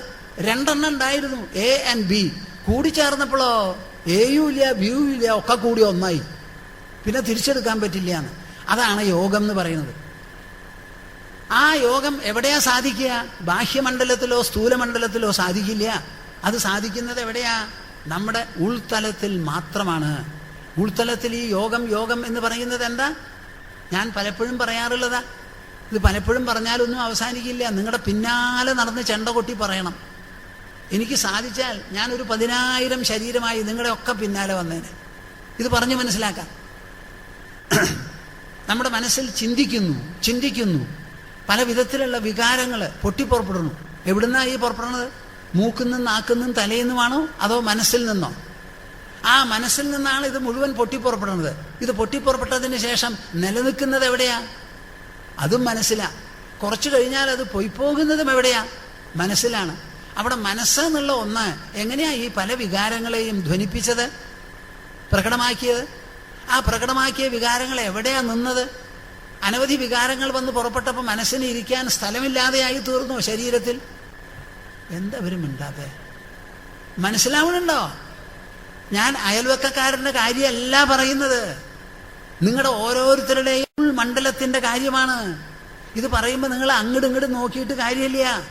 നിങ്ങളുടെ ഉൾത്തലത്തിന്റെ ചരിത്രമാണ് ഞാൻ പറയുന്നത്. വസ്തുതകളാണ് പ്രതിപാദിക്കുന്നത്. ഒരു മനസ്സിൽ നിന്ന് 10,000 കണക്കിന് ചിന്തകൾ വരുന്നു. ആ ഒരു മനസ്സിൽ നിന്ന് 10,000 ചിന്ത വന്നാൽ അത്രത്തോളം മനസ്സ് കുറയുന്നുണ്ടോ? ഒരു കുന്നിൽ നിന്ന് 10 കൊട്ട മണ്ണെടുത്താൽ പോലും ആ 10 കൊട്ട അവിടെ കുറയും. അതുപോലെ മനസ്സ് കുറയുന്നുണ്ടോ? കുറയണില്ല. ആ ഉണ്ടായ ചിന്തകൾ എവിടെയാ നിലനിൽക്കുന്നത്? ശരീരത്തിൻ്റെ ഉള്ളിൽ 10,000 ചിന്ത പൊട്ടിപ്പുറപ്പെട്ടതിന്റെ പേരിൽ എന്തെങ്കിലും തിങ്ങലോ ഞെരുങ്ങലോ പൊങ്ങലോ വലുതും ഉണ്ടാവുന്നുണ്ടോ?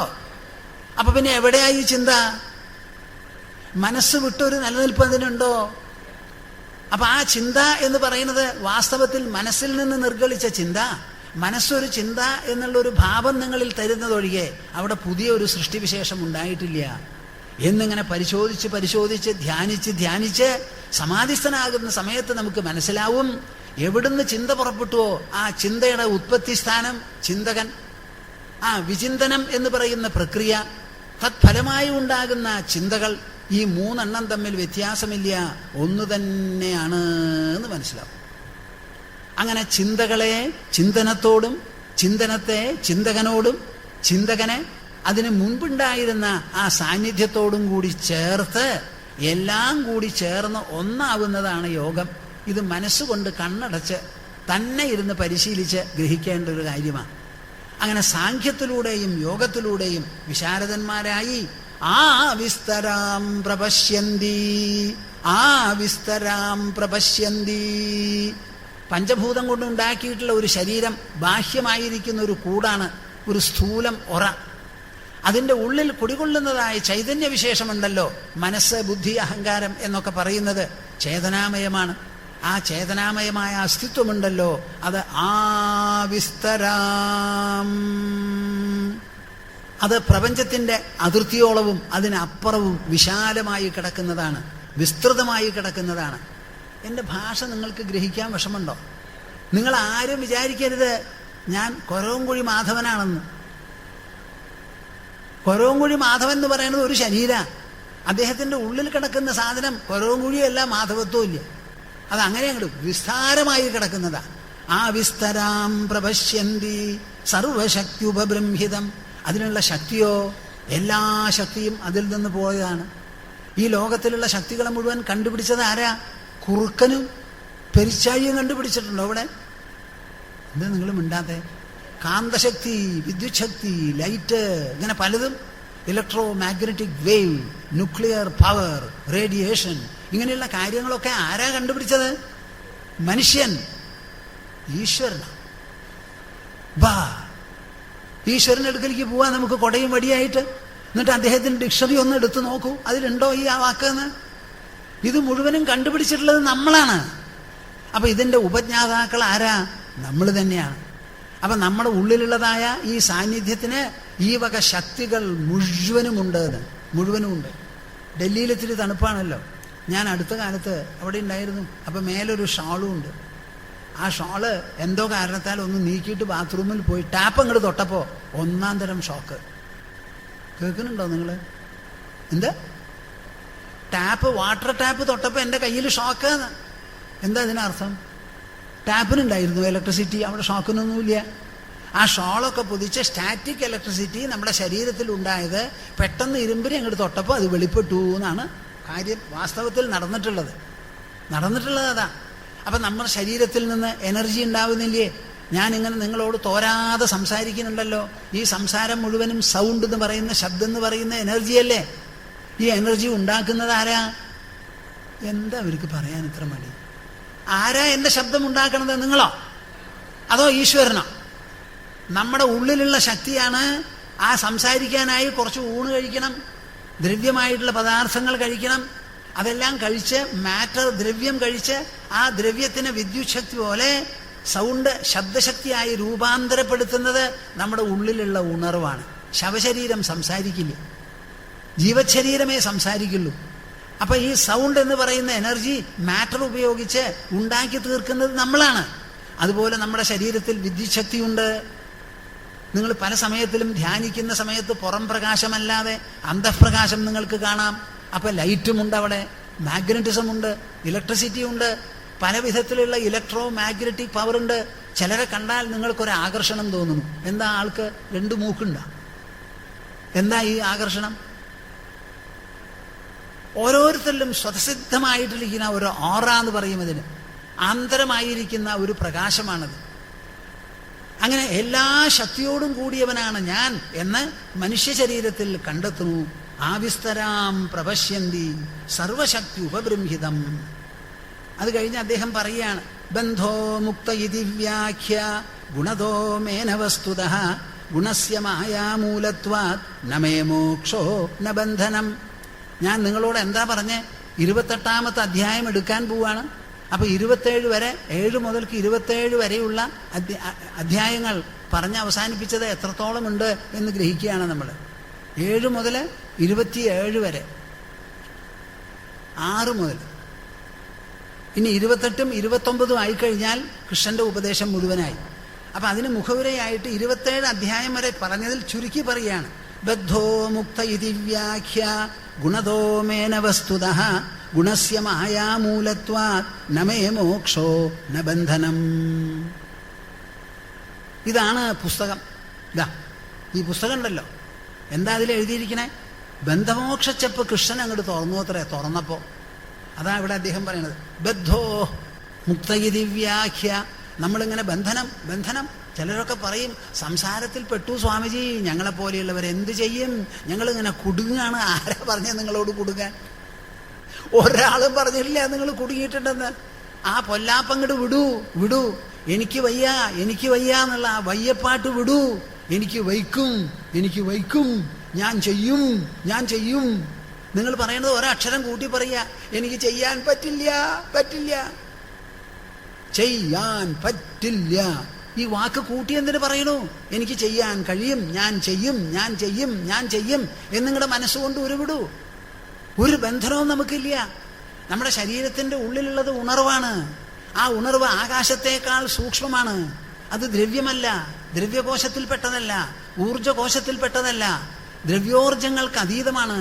ആ അതീതമായിരിക്കുന്ന സാന്നിധ്യത്തിൽ ഒരു കരടും ഒരു കാറ്റും അവിടെ ചെന്ന് പെടില്ല. അതിനെയാണ് കൃഷ്ണൻ അച്ഛേദ്യോയം അദാഹ്യോയം അക്ലേദ്യോ അശോഷ്യേവച എന്നിങ്ങനെ വളരെ ഭംഗിയായി പറയുന്നത്. അത് അസ്ത്രങ്ങൾ കൊണ്ട് തുളയ്ക്കാൻ പറ്റില്ല, വെള്ളം കൊണ്ട് നനയ്ക്കാൻ പറ്റില്ല, കാറ്റുകൊണ്ട് വരട്ടാൻ പറ്റില്ല, തീ കൊണ്ട് ചുടാൻ പറ്റില്ല. ഇനി എന്ത് വേണം നിങ്ങൾക്ക്? ഇനി എന്താ വേണ്ടേ? പഞ്ചഭൂതങ്ങളിൽ 4 നിങ്ങളെ ആക്രമിക്കുള്ളൂ. ആ 4 അടുത്തുകൂടാൻ പറ്റാത്തതാണ്. അങ്ങനെ വിശേഷപ്പെട്ടതാ. അങ്ങനെ ഒരു തരത്തിലും നിങ്ങൾക്ക് ബന്ധനമില്ലാന്ന്. ബദ്ധോ മുക്ത ഇതി വ്യാഖ്യ ഗുണതോ മേന വസ്തുതഃ. വാസ്തവത്തിൽ എനിക്ക് ബന്ധനവുമില്ല മോക്ഷവുമില്ല. അതാണ് ഈ പുസ്തകത്തിൽ പറഞ്ഞിരിക്കണേ. ബന്ധമോക്ഷത്തിന്റെ ചെപ്പ് തുറന്ന് കാണിച്ചിരിക്കുന്നു കൃഷ്ണൻ. നിങ്ങൾക്ക് ബന്ധനവും ഇല്ല മോക്ഷവും ഇല്ല. നിങ്ങൾ ആകാശ സമം സ്വച്ഛ സ്വതന്ത്രരാണ്, സ്വച്ഛ സ്വതന്ത്രരാണ്. അറിവില്ലായ്മ കൊണ്ടാണ് അയാൾ കുറ്റം പറഞ്ഞു, ഞാനത് കേട്ടു, എനിക്ക് സഹിക്കാൻ പറ്റിയില്ല. അയാൾ കുറ്റം പറഞ്ഞു. അയാൾ പറഞ്ഞതെന്താ? കുറ്റം. ആ കുറ്റം ശരിയോ തെറ്റോ? തെറ്റ്. അപ്പൊ അയാൾ തെറ്റും കുറ്റവും ചെയ്തു. അതിന് നിങ്ങൾ എന്തിനാ കരയണേ? അയാൾ തെറ്റും കുറ്റവും ചെയ്താൽ രാപ്പകൽ അയാൾ കരയട്ടെ. അയാൾ എന്നെ തെറ്റു പറഞ്ഞു, അയാൾ എന്നെ കുറ്റം പറഞ്ഞു. നാണാവില്ലേ നിങ്ങൾക്കിത് കരയാൻ? അയാൾ പറഞ്ഞത് ശരിയാണെങ്കിൽ പോയി നമസ്കരിക്കൂ, എന്നിട്ട് ആ തെറ്റ് തിരുത്തൂ. അയാൾ പറഞ്ഞത് തെറ്റാണെങ്കിലോ അയാൾ പറഞ്ഞുകൊണ്ട് അവിടെ ഇരിക്കട്ടെ. സൂര്യൻ ഉദിക്കുമ്പോൾ നായ കുരയ്ക്കാറുണ്ടോ? കുരയ്ക്കട്ടെ. നിങ്ങൾ മിണ്ടാണ്ടിരിക്കും. നിങ്ങൾക്ക് എന്താ ക്ഷീണം? വേണ്ടി വന്നാൽ അയാൾക്ക് ക്ഷീണം തോന്നുമ്പോൾ ഒരു ഗ്ലാസ് കാപ്പിയും കൂടി കൊടുത്തേക്കും, കുറച്ചും കൂടിയും പറഞ്ഞോളൂ എന്ന് പറഞ്ഞിട്ട്. നോക്കൂ ആ മനുഷ്യന്റെ ചിന്താഗതിയിലുള്ള മാറ്റം. അങ്ങനെ ബന്ധവുമില്ല. ഗുണസ്യ മായാമൂലത്വാത്. ഈ ലോകം മുഴുവനും മനോമയമാണ്, മായാമയമാണ്. ആ മായാമയമായ പ്രപഞ്ചത്തിൽ നിങ്ങൾക്ക് ഒരു ബന്ധനമോ? ഏത് ബന്ധന? ആരാ അത് ഉണ്ടാക്കാൻ? നിങ്ങളുടെ മനസ്സ് മാത്രമേ ഇവിടെ ഉള്ളൂ. ആ മനസ്സിനെ മനസ്സ് ബന്ധിക്കുമോ? ബന്ധിക്കില്ല. ഒരു ചിന്ത കൊണ്ട് ചിന്തിക്കുന്ന മനസ്സിന് ബന്ധനമോ?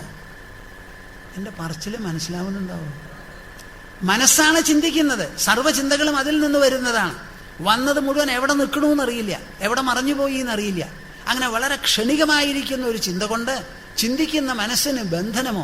നാണാവില്ലേ നിങ്ങൾക്കിത് പറയാം? രണ്ടൂല്യാന്ന്. നമേ മോക്ഷോ ന ബന്ധനം. എനിക്ക് മോക്ഷവും ഇല്ല ഉദ്ധവ, എനിക്ക് ബന്ധനവുമില്ല. ഇത് ഉദ്ധവനോട് കൃഷ്ണൻ പറയുന്നതാ. ആ ഉദ്ധവനെ നോക്കി പറഞ്ഞ കാര്യങ്ങൾ നിങ്ങൾ ഓരോരുത്തർക്കും സാധുവാണ്, ബാധകമാണ്. നിങ്ങൾ ഒരൊറ്റ ആൾ ഈ സത്രശാലയിൽ ഇരിക്കുന്നവര് ബദ്ധരല്ല, അല്ല അല്ല. നിങ്ങൾക്ക് മോക്ഷവും ആവശ്യമില്ല. ബന്ധനമില്ലാത്തവർക്ക് മോക്ഷമോ? ബന്ധനം നമ്മുടെ വ്യാമോഹം കൊണ്ട് നാം നിരൂപിക്കുന്ന അജ്ഞാന കാര്യമായിട്ടുള്ള ഒരു സംഗതിയാ. അതിനെ അങ്ങോട്ട് വിട്ടുകളയൂ. എനിക്ക് മോക്ഷത്തിന്റെ ആവശ്യമില്ല. ഞാൻ ബന്ധമുക്തി അതീതനാണ്, അതീതനാണ്, അതീതനാണ്. ബന്ധനം എന്നുള്ളപ്പോഴേ മോക്ഷത്തിന്റെ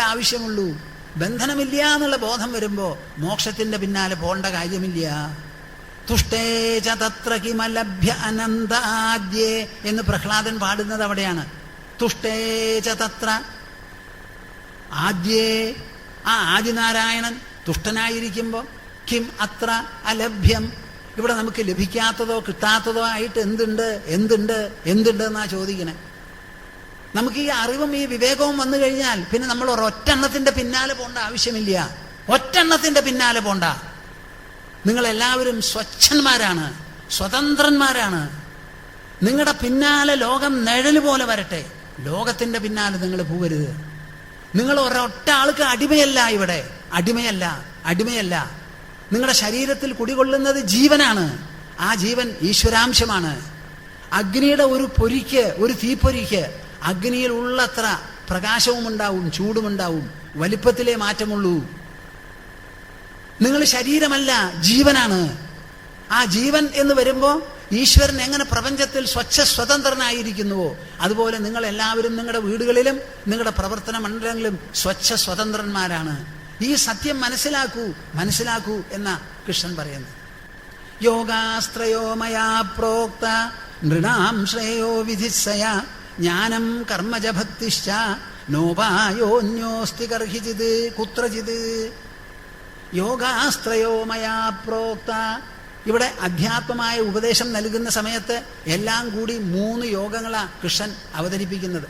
യോഗാസ്ത്രയോ മയാ പ്രോക്ത, യോഗത്രയം, 3 യോഗങ്ങൾ. നൃണാം ശ്രേയോ വിധിസ്സയ, മനുഷ്യർക്ക് ശ്രേയസ് നൽകാൻ വേണ്ടി. എന്താണ്? പ്രേയസല്ല, ശ്രേയസ്, ശാശ്വതമായിരിക്കുന്ന നന്മ മനുഷ്യപ്രജകൾക്ക് എല്ലാവർക്കും ഉണ്ടാവണം എന്ന് കരുതി ഞാൻ 3 തരത്തിലുള്ള യോഗങ്ങളാണ് ഉപദേശിച്ചിരിക്കുന്നത്. എന്തൊക്കെയാത്? ജ്ഞാനം കർമ്മച ഭക്തിശ്ച. ജ്ഞാനം കർമ്മച ഭക്തിശ്ച. ആദ്യമായിട്ട് ജ്ഞാനം, ജ്ഞാനയോഗം. കർമ്മം, കർമ്മയോഗം അർജുനോട് പറഞ്ഞത്. ഭക്തിശ്ച, ഭക്തി, അതാണ് ഗോപികമാരോടും അതുപോലെ ഉദ്ധവനോടും കൂടി ഒരു നിലയ്ക്ക് പറയുന്നത്. അങ്ങനെ 3 എണ്ണം. നോപായോന്യോസ്തി കുത്രജിത്. ഈ 3 എണ്ണം അല്ലാതെ 4മതൊരു വഴിയില്ല ഈ ലോകത്തിൽ നിന്ന്. യോഗാസ്ത്രയോ മയാ പ്രോക്ത നൃണാം ശ്രേയോ വിധിസ്സയ ജ്ഞാനം കർമ്മജ ഭക്തിശ്ച നോപായോന്യോസ്തി കുത്രജിത്. ഇങ്ങനെ 3 എണ്ണം പറയാൻ എന്താ കാരണം? എല്ലാം കൂടി ഒന്ന് പോരെ ചോദിച്ചാൽ അല്ല. മനുഷ്യർക്ക് അധികാരി ഭേദമുണ്ട്. ഓരോരുത്തരും ഓരോ തരത്തിലുള്ളവരാ. എല്ലാവരും ഒരുപോലെ. ഇപ്പൊ ഈ ശ്രീമദ് ഭാഗവത തത്വസമീക്ഷാ സത്രത്തിൽ പോലും വന്നിരുന്ന് എല്ലാവരും കേൾക്കാൻ ഇഷ്ടപ്പെടാത്തവരാ. ചിലരൊക്കെ എന്നോട് വന്ന് സംസാരിക്കും, സ്വാമിജി എനിക്കൊക്കെ ഇതിൽ വലിയ താല്പര്യമാണ്, എൻ്റെ ഭർത്താവിന് ഒരു താല്പര്യമില്ല, ഞാൻ എന്നോട് പറയും പൊക്കോളൂ എന്ന്, അദ്ദേഹം വരില്ല. അദ്ദേഹത്തിന് ഇത് താല്പര്യം ഉണ്ടാക്കാൻ വേണ്ടി എന്താ വേണ്ടേ? ഒന്നും വേണ്ട, മിണ്ടാണ്ടിരുന്നാൽ മതി. നിങ്ങളുടെ താല്പര്യം നല്ലോണം പരിരക്ഷിച്ചോളൂ, അതിന് കുറ്റം പറയുന്നില്ലല്ലോ, അതന്നെ സമാധാനം. പിന്നെ പറയും ഞാൻ, നിങ്ങളുടെ ഭർത്താവിനോടൊന്ന് ചെന്ന് പറയൂ എനിക്കൊന്ന് കണ്ടാൽ കൊള്ളാമെന്ന്.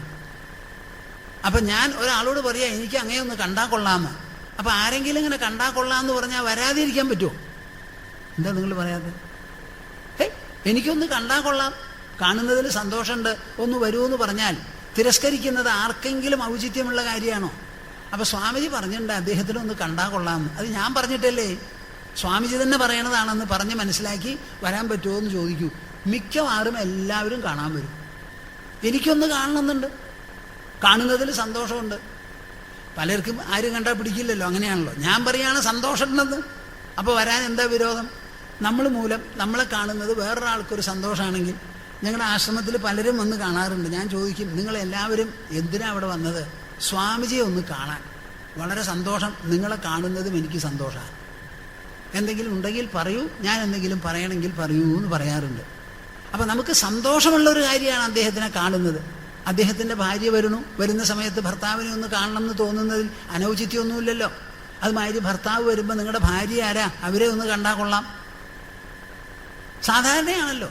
നല്ല കാര്യം ചെയ്യുമ്പോൾ എല്ലാവരെയും പങ്കുചേർപ്പിക്കുക എന്നുള്ളത് അങ്ങനെ പറയാറുണ്ട്. അപ്പോൾ പലർക്കും പലതരത്തിലാണ്. നിർവിണ്ണാനാം ജ്ഞാനയോഗോ ന്യാസിനാമിഹ കർമ്മസു തേഷ്വനിർവിണ്ണ ചിത്താനാം കർമ്മയോഗസ്തു കാമിനാം. നിർവിണ്ണാനാം ജ്ഞാനയോഗോ ന്യാസിനാം ഇഹ കർമ്മസു. അതിലാദ്യമായിട്ട് വരുന്നതാണ് ജ്ഞാനം. ആ ജ്ഞാനം ആർക്കാ ഉപദേശിക്കുക? നിർവിണ്ണാനാം. ആ വാക്കൊന്ന് പറയൂ, നിർവിണ്ണാനാം. അണ്ണാറക്കണ്ണെന്ന് പറയണ അണ്ണ, നിർവിണ്ണാനാം. നിർവേദം, നിർവേദം എന്ന് പറഞ്ഞാൽ വൈരാഗ്യം. നമുക്കതിനോട് പിടിച്ചുവലിയൊന്നുമില്ല, നേരെ മറിച്ച് അകൽച്ചയാ തോന്നുന്നത്. അതിനാണ് നിർവേദം എന്ന് പറയുക. അങ്ങനെ നിർവിണ്ണാനാം. ഈ ലോകവസ്തുക്കളോടൊക്കെ എന്തോ കാരണത്താൽ വലിയ പിടിച്ചുവലിയൊന്നുമില്ല, ഒരു വെറുപ്പാണ് തോന്നുന്നത്. നചികേതസ് യമധർമ്മരാജാവിൻ്റെ അടുക്കിലേക്ക് പോയി അച്ഛൻ കോപിച്ച് പറഞ്ഞയച്ചതാ. അവിടെ ചെന്നിട്ട് യമധർമ്മരാജാവ് ഉണ്ടായിരുന്നില്ല. 3 ദിവസം കഴിഞ്ഞു. അപ്പോഴാണ് മടങ്ങി വന്നത്. ഭൂലോകത്തിൽ നിന്ന് ഒരു ബ്രഹ്മചാരി വന്ന് തൻ്റെ രാജധാനിയിൽ 3 ദിവസം പട്ടിണി കിടന്നിട്ടുണ്ട്. 3 ദിവസം പട്ടിണി, ഒരാളും ഒന്നും അന്വേഷിക്കാനില്ലാതെ പട്ടിണി. യമധർമ്മരാജാവോ ദിവസം 6 നേരം ഊണ് കഴിക്കും. അങ്ങനെ ഇരിക്കെ ബ്രഹ്മചാരി 3 ദിവസം പട്ടിണി കിടന്നു എന്ന് കേട്ടപ്പോൾ അദ്ദേഹത്തിന് വല്ലാതെ ഉള്ളു കുലുങ്ങിപ്പോയി. അയ്യോ, ഞാൻ വലിയ മഹാപാപം ചെയ്തുല്ലോ, അതിഥി സൽക്കാരം നടന്നില്ലല്ലോ. നിങ്ങളുടെ വീട്ടിൽ ആര് തന്നെ വന്നോട്ടെ ശത്രുവായിട്ട്, നിങ്ങളുടെ വീട്ടിൽ വന്ന് പട്ടിണി കിടക്കാൻ അനുവദിക്കരുത്. നിങ്ങൾ കഴിക്കുന്ന ചോറിൻ്റെ മുഴുവൻ കൊടുക്കാൻ പറ്റിയില്ലെങ്കിൽ പകുതിയെങ്കിലും കൊടുക്കുക. ഒരൊറ്റ ആളെ നമ്മുടെ വീട്ടിൽ വന്നവരെ പട്ടിണി കിടത്താൻ നമുക്ക് പറ്റില്ല. അതിഥി സത്കാരം വളരെ വിശേഷപ്പെട്ടതാ. ഒരു വീടാവുന്നത് എപ്പോഴാ?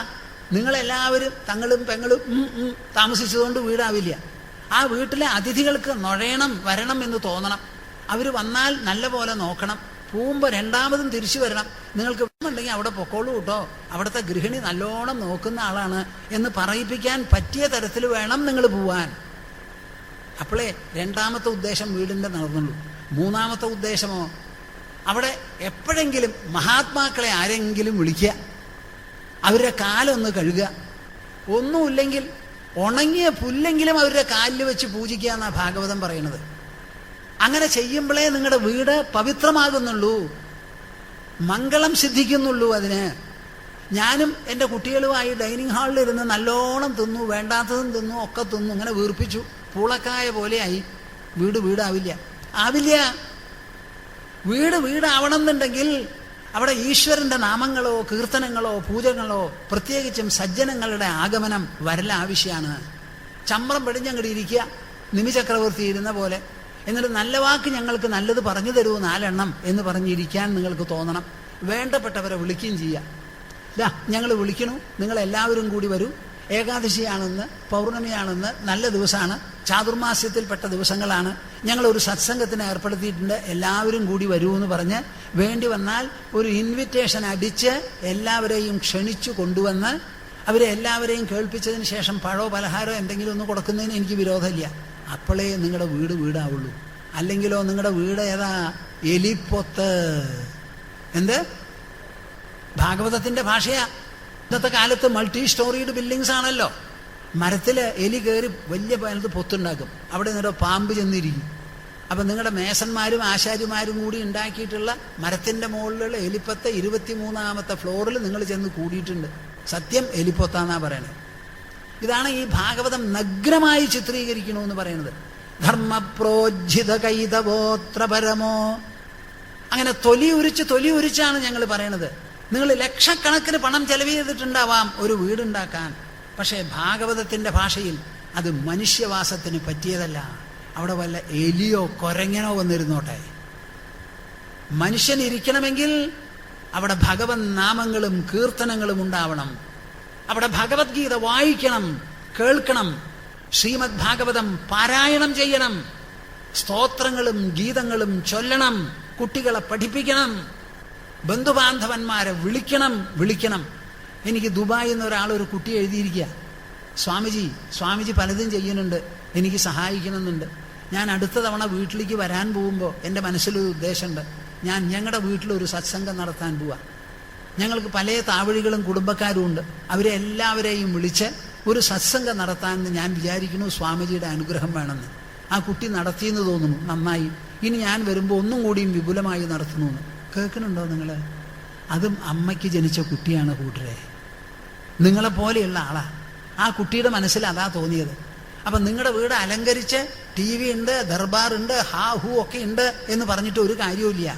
അവിടെ നന്നാവണം, നല്ല കുട്ടികൾ ജനിക്കണം, മനോരോഗമുണ്ടാവരുത്, ശിരോരോഗമുണ്ടാവരുത്, ദേഹവൈകല്യങ്ങൾ ഉണ്ടാവരുത്.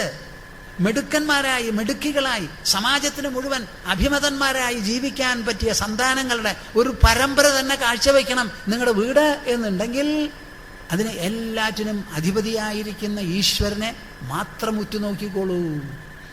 ആ ഈശ്വരന് സ്ഥാനം കൊടുക്കാത്തൊരു ശബ്ദം നിങ്ങളുടെ വായിൽ നിന്ന് പുറപ്പെടരുത്.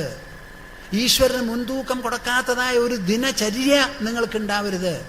കാലത്ത് കൊളുത്തു ഒരു വിളക്ക്, എണ്ണ ഒഴിച്ചൊരു വിളക്ക്, വൈകുന്നേരവും കൊളുത്തു ഒരു വിളക്ക്, ഒന്നുമില്ലെങ്കിൽ അതിൻ്റെ മുൻപിൽ നമസ്കരിച്ചിട്ട് നിങ്ങൾ എണീറ്റ് പല്ല് തേച്ചാൽ മതി. ഈശ്വരന് വേണ്ടി ഒഴിഞ്ഞു വയ്ക്കൂ നമ്മുടെ ജീവിതം. നിങ്ങൾക്കിതൊരു ഭാരമാണ്, എന്തും നമുക്ക് ഭാരമാ. ഈശ്വര പ്രസാദമുണ്ടെങ്കിൽ എല്ലാം ലഘൂകരിക്കപ്പെടും. ഇതാണ് നമുക്ക് ആവശ്യം. നിർവിണ്ണാനാം ജ്ഞാനയോഗോ ന്യാസിനാമിഹ കർമ്മസു. ഞാനിത് എന്തിനാ പറഞ്ഞത്? നചികേതസ് അവിടെ പോയി 3 ദിവസം പട്ടിണി കിടന്നു. പട്ടിണി കിടന്നപ്പോൾ യമൻ പേടിച്ചു. 3 ദിവസത്തിന് കഴിഞ്ഞു പോയില്ലോ, പാപം ചെയ്തുല്ലോ, ഇനിയിപ്പോൾ എന്താ വേണ്ടേ? 3 ദിവസത്തിന് 3 വരം തരാമെന്ന് പറഞ്ഞു. 1ഉം 2ഉം വരം ചോദിച്ചു. ആദ്യത്തെ വരം, ഞാൻ മടങ്ങി പോകുമ്പോൾ അച്ഛൻ എന്നെ നോക്കിയാൽ മനസ്സിലാവണം, മരണമുഖത്തിൽ നിന്ന് മടങ്ങി വന്നവൻ. നിങ്ങളുടെ ഏതെങ്കിലും ഒരു വീട്ടിലൊരു അംഗം മരിച്ചുപോയി 2ാമത് വന്നാൽ നിങ്ങൾ എന്ത് ചെയ്യും? പെട്ടെന്ന് സ്വീകരിക്കുക. ആൾക്കാരെ വിളിക്കുക, വന്നിട്ടുണ്ടോ, ഇതന്നെയാണോ നമ്മുടെ അമ്മാമെന്നൊന്ന് കണ്ടുപിടിക്കണമല്ലോ. ഇന്നത്തെ കാലത്ത് ആർക്ക് എന്തും വേണമെങ്കിൽ ചെയ്യാൻ, കോരി കൊണ്ടുപോകാമല്ലോ. പോലീസുകാരൊക്കെ വിളിക്കേണ്ടി വരും. അപ്പം ഞാൻ മടങ്ങിപ്പോയാൽ എന്നെ വേണ്ടതുപോലെ മനസ്സിലാക്കണം, തിരിച്ചറിയണം, ഞാനായിട്ടുള്ള ബന്ധം സൗമ്യമായിരിക്കണം എന്നായിരുന്നു ആദ്യത്തെ വരം. 2ാമത്തത് ഒരു കർമ്മത്തിനെ പറ്റിയാണ്. 3ാമത്തത് ചോദിക്കുമ്പോഴാണ് പ്രകൃതം മാറിയത്. മനുഷ്യന്റെ ശരീരത്തിൻ്റെ ഉള്ളിൽ ജീവൻ, ആത്മാ എന്നൊന്നുണ്ടോ? മരണത്തോടുകൂടി എല്ലാം കലാശിച്ചുവോ? അതോ മരണത്തിനെ അതിജീവിക്കുന്നതായ ഒരു സാന്നിധ്യമുണ്ടോ? 2ആണ് മനുഷ്യലോകത്ത് അഭിപ്രായം.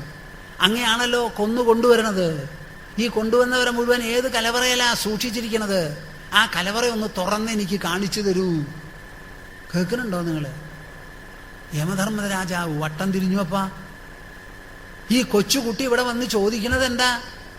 ഞാൻ തന്നെ ഉണ്ടോ ഇല്ലയോ എന്നുള്ള കാര്യം പറഞ്ഞ് മനസ്സിലാക്കണം. മരണം ഉണ്ടോന്നാ അപ്പൊ ചോദിക്കുന്നത്.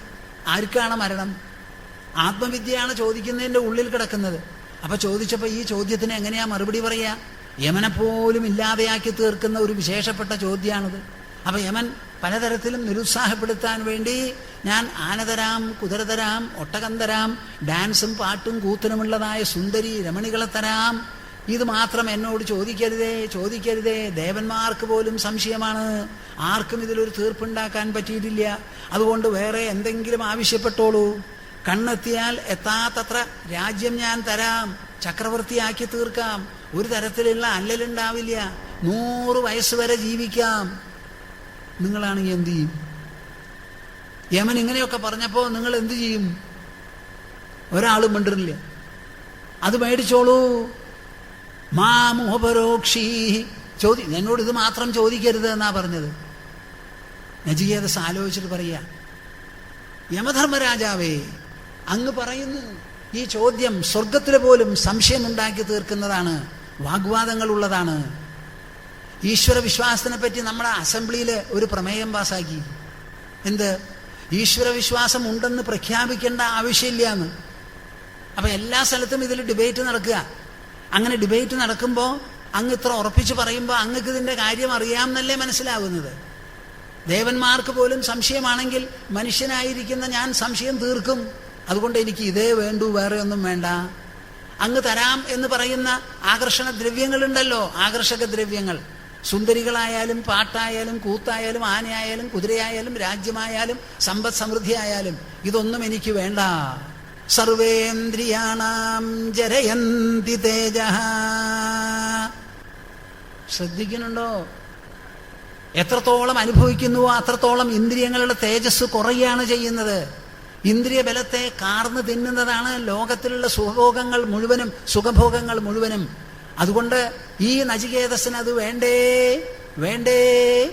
ശോഭാവാമർത്യസ്യ യദന്തകൈതത് സർവേന്ദ്രിയാണാം ജരയന്തി തേജഃ അഭിസർവം ജീവിതമൽപമേവ തവൈവ വാഹാസ്തവ നൃത്യഗീതേ. അതുകൊണ്ട് അങ്ങ് തരാൻ പോകുന്ന നൃത്തവും ഗീതയുമെല്ലാം അങ്ങയുടെ തന്നെ സുരക്ഷിതമായ കസ്റ്റഡിയിൽ ഇരുന്നോട്ടെ, ഈ നചികേതസ്സിന് വേണ്ട. കേൾക്കൂ നിങ്ങളാണെങ്കിൽ എന്തു പറയും? ഇത്രയൊക്കെ അധികം തറയുന്നുണ്ടോ? ഇത് തന്നാൽ മാത്രം പോരാ, എനിക്ക് കൊണ്ടുപോകാനുള്ള വാഹന സൗകര്യവും കൂടി വേണമെന്ന് പറയും. ഞാൻ ഒക്കെ കൊണ്ടുപോകൊള്ളാന്ന്. ആ കുട്ടി പറഞ്ഞത് എങ്ങനെയാ? നിർവിണ്ണാനാം ജ്ഞാനയോഗോ. ആ കുട്ടിയുടെ മനസ്സിൽ ഇതൊക്കെ നിർവിണ്ണതയ്ക്ക് വിഷയമായി. ഇതൊക്കെ എൻ്റെ ഇന്ദ്രിയങ്ങളുടെ തേജസ്സിനെ കുറയ്ക്കുന്നതാണ് യമധർമ്മരാജാവേ. അതുകൊണ്ട് ഈ നചികേതസിന് എൻ്റെ ചോദ്യത്തോടെ ഒഴികെ ബാക്കി ഒരു ആകർഷക ദ്രവ്യങ്ങളും വേണ്ട എന്ന് ഉറപ്പിച്ചു പറഞ്ഞു. ഇങ്ങനെയുള്ള സന്താനങ്ങൾക്ക് എന്നും ജന്മം നൽകിയിട്ടുള്ളതാണ് എൻ്റെ പ്രേക്ഷകരെ നമ്മുടെ ഈ പുണ്യഭൂമിയായിരിക്കുന്ന ഭാരതം. ഇതിനെ എത്ര വാഴ്ത്തിയാലും എത്ര പുകഴ്ത്തിയാലും മതിയാവില്ല. ചെറിയ കുട്ടിയുടെ മുഖത്തിൽ യമധർമ്മരാജാവിന്റെ മുൻപിൽ നിന്ന് വന്നതാണ്. പ്രഹ്ലാദൻ എന്ന് പറയുന്ന കൊച്ചുകുട്ടിയുടെ മുഖത്തിൽ നിന്ന് മീശ മുറുക്കി, വാളെടുത്ത്, കുന്തമെടുത്ത് കുലുക്കി ചോദിച്ചു, എവിടെയാടാ നിന്റെ ഹരിന്ന്? ഒരു സംശയവും കൂടാതെ ആ കുട്ടി പറഞ്ഞു, എല്ലായിടത്തുമുണ്ട്. കേൾക്കുന്നുണ്ടോ നിങ്ങൾ? നമ്മൾ എത്ര കാലമായി ഈ കൃഷി തുടങ്ങിയിട്ട്, ഈ ഭക്തികൃഷി തുടങ്ങിയിട്ട് എത്ര കാലമായി? ആരെങ്കിലും കൊയ്തിട്ടുണ്ടോ? അതിൽ വിളകിട്ടാത്തൊരു കൃഷിയല്ലേ അത്. ആ കുട്ടിയുടെ മനസ്സിൽ അത് കൃഷിയും വിളയും ഒക്കെ ഒരുമിച്ച് കഴിഞ്ഞുല്ലോ. ചാടിയില്ലേ പുറത്ത്, പൂവിൻ്റെ പുറത്ത്. അങ്ങനെയുള്ള സന്താനങ്ങൾ ഇവിടെ ഉണ്ടായിട്ടുണ്ട്. നിർവിണ്ണാനാം ജ്ഞാനയോഗോ. അങ്ങനെ നിർവേദം വന്നവർക്കാണ് ജ്ഞാനയോഗം. ന്യാസിനാമിഹ കർമ്മസു. അവർക്ക് ഈ ലോകത്തിൽ ഒരു കർമ്മവും ചെയ്ത് പേര് വേണം, പ്രസിദ്ധി വേണം, വരുമാനം വേണം എന്നിങ്ങനെ തോന്നില്ല. നിർവിണ്ണാനാം ജ്ഞാനയോഗോ ന്യാസിനാമിഹ കർമ്മസു തേഷ്വനിർവിണ്ണ ചിത്താനാം. അവർക്ക് അത്രത്തോളം വൈരാഗ്യം വരാത്തവരുണ്ടല്ലോ. കർമ്മയോഗസ്തു കാമിനാം. അത്ര വൈരാഗ്യമൊന്നുമില്ല. ഞങ്ങൾക്ക് കർമ്മമൊക്കെ വേണം, കല്യാണം കഴിക്കണം, കുട്ടികളുണ്ടാവണം, നല്ല പേരിടണം, നല്ല ഡ്രസ്സൊക്കെ ഉണ്ടാവണം. ഇടയ്ക്കിടയ്ക്ക് ഞങ്ങൾ ക്ഷേത്രങ്ങൾക്കും പോവും. ചൊവ്വാഴ്ച വെള്ളിയാഴ്ചയൊക്കെ പോവും. കുറേശ്ശൊക്കെ കൊടുത്തിട്ട് വരും, നല്ലോണമൊന്നും കൊടുക്കില്ല. അവർക്ക് ലോകമൊക്കെ നല്ലതാ, അനുഭവിക്കണം. അതിൻ്റെ കൂട്ടത്തിൽ ഈശ്വരാന്നൊന്നും പറയുന്നതിൽ വിരോധമില്ല. നിർവിഘ്നമായിട്ട് ഈ സുഖഭോഗങ്ങൾ ഇങ്ങനെ പോകണമെങ്കിൽ ആരുടെങ്കിലും ഒരു ഇൻഷുറൻസ് വേണമല്ലോ. അതിന് ഞങ്ങൾ എന്തെങ്കിലുമൊക്കെ ചെയ്യാം, ഇടയ്ക്കിടയ്ക്ക് വഴിപാടൊക്കെ ചെയ്യാം എന്നുള്ള അഭിപ്രായം. അങ്ങനെയുള്ളവർക്ക്, കാമികൾക്ക് കർമ്മയോഗം. ഇനി ഇത് രണ്ടും കൂടാതെ 3 യോഗങ്ങളാണല്ലോ പറഞ്ഞത്. മൂന്നാമത്തെ യോഗം എന്താ? ഭക്തിയോഗം. അതെന്താ ഭക്തിയോഗം? അതിൻ്റെ ഇടയിൽ ശ്രീരാമനെ ഉപദേശിക്കുന്ന സമയത്ത് വസിഷ്ഠൻ ഒരു കാര്യം പറയുന്നു. ആ വസിഷ്ഠൻ പറയുകയാണ്, ബ്രഹ്മാവിൻ്റെ മാനസപുത്രനാണ് വസിഷ്ഠൻ. ചെറുപ്പം മുതൽക്ക് തന്നെ അദ്ദേഹം ഒരു ബ്രഹ്മജ്ഞാനിയാണ്. ബ്രഹ്മാനന്ദം അനുഭവിച്ചു കൊണ്ടിരുന്നു. അതുകൊണ്ട് ഈ ലോകത്തിൻ്റെ വിഷമങ്ങളോ ദുരിതങ്ങളോ ഒന്നും അദ്ദേഹത്തിന് അറിയില്ല. പരസങ്കടം എന്നൊന്നും അദ്ദേഹത്തിന് അറിയില്ല, സങ്കടം അറിയില്ല. ഇത് വലിയ പൊല്ലാപ്പായില്ലോ. അതുകൊണ്ട് ബ്രഹ്മാവ് മടിയിലിരുത്തി ഒന്ന് ശപിച്ചു അത്രേ. എൻ്റെ മോനെ മായ കടന്ന് പിടിക്കട്ടെ, അവൻ വല്ലാതെ വീർപ്പുമുട്ടട്ടെ എന്ന്.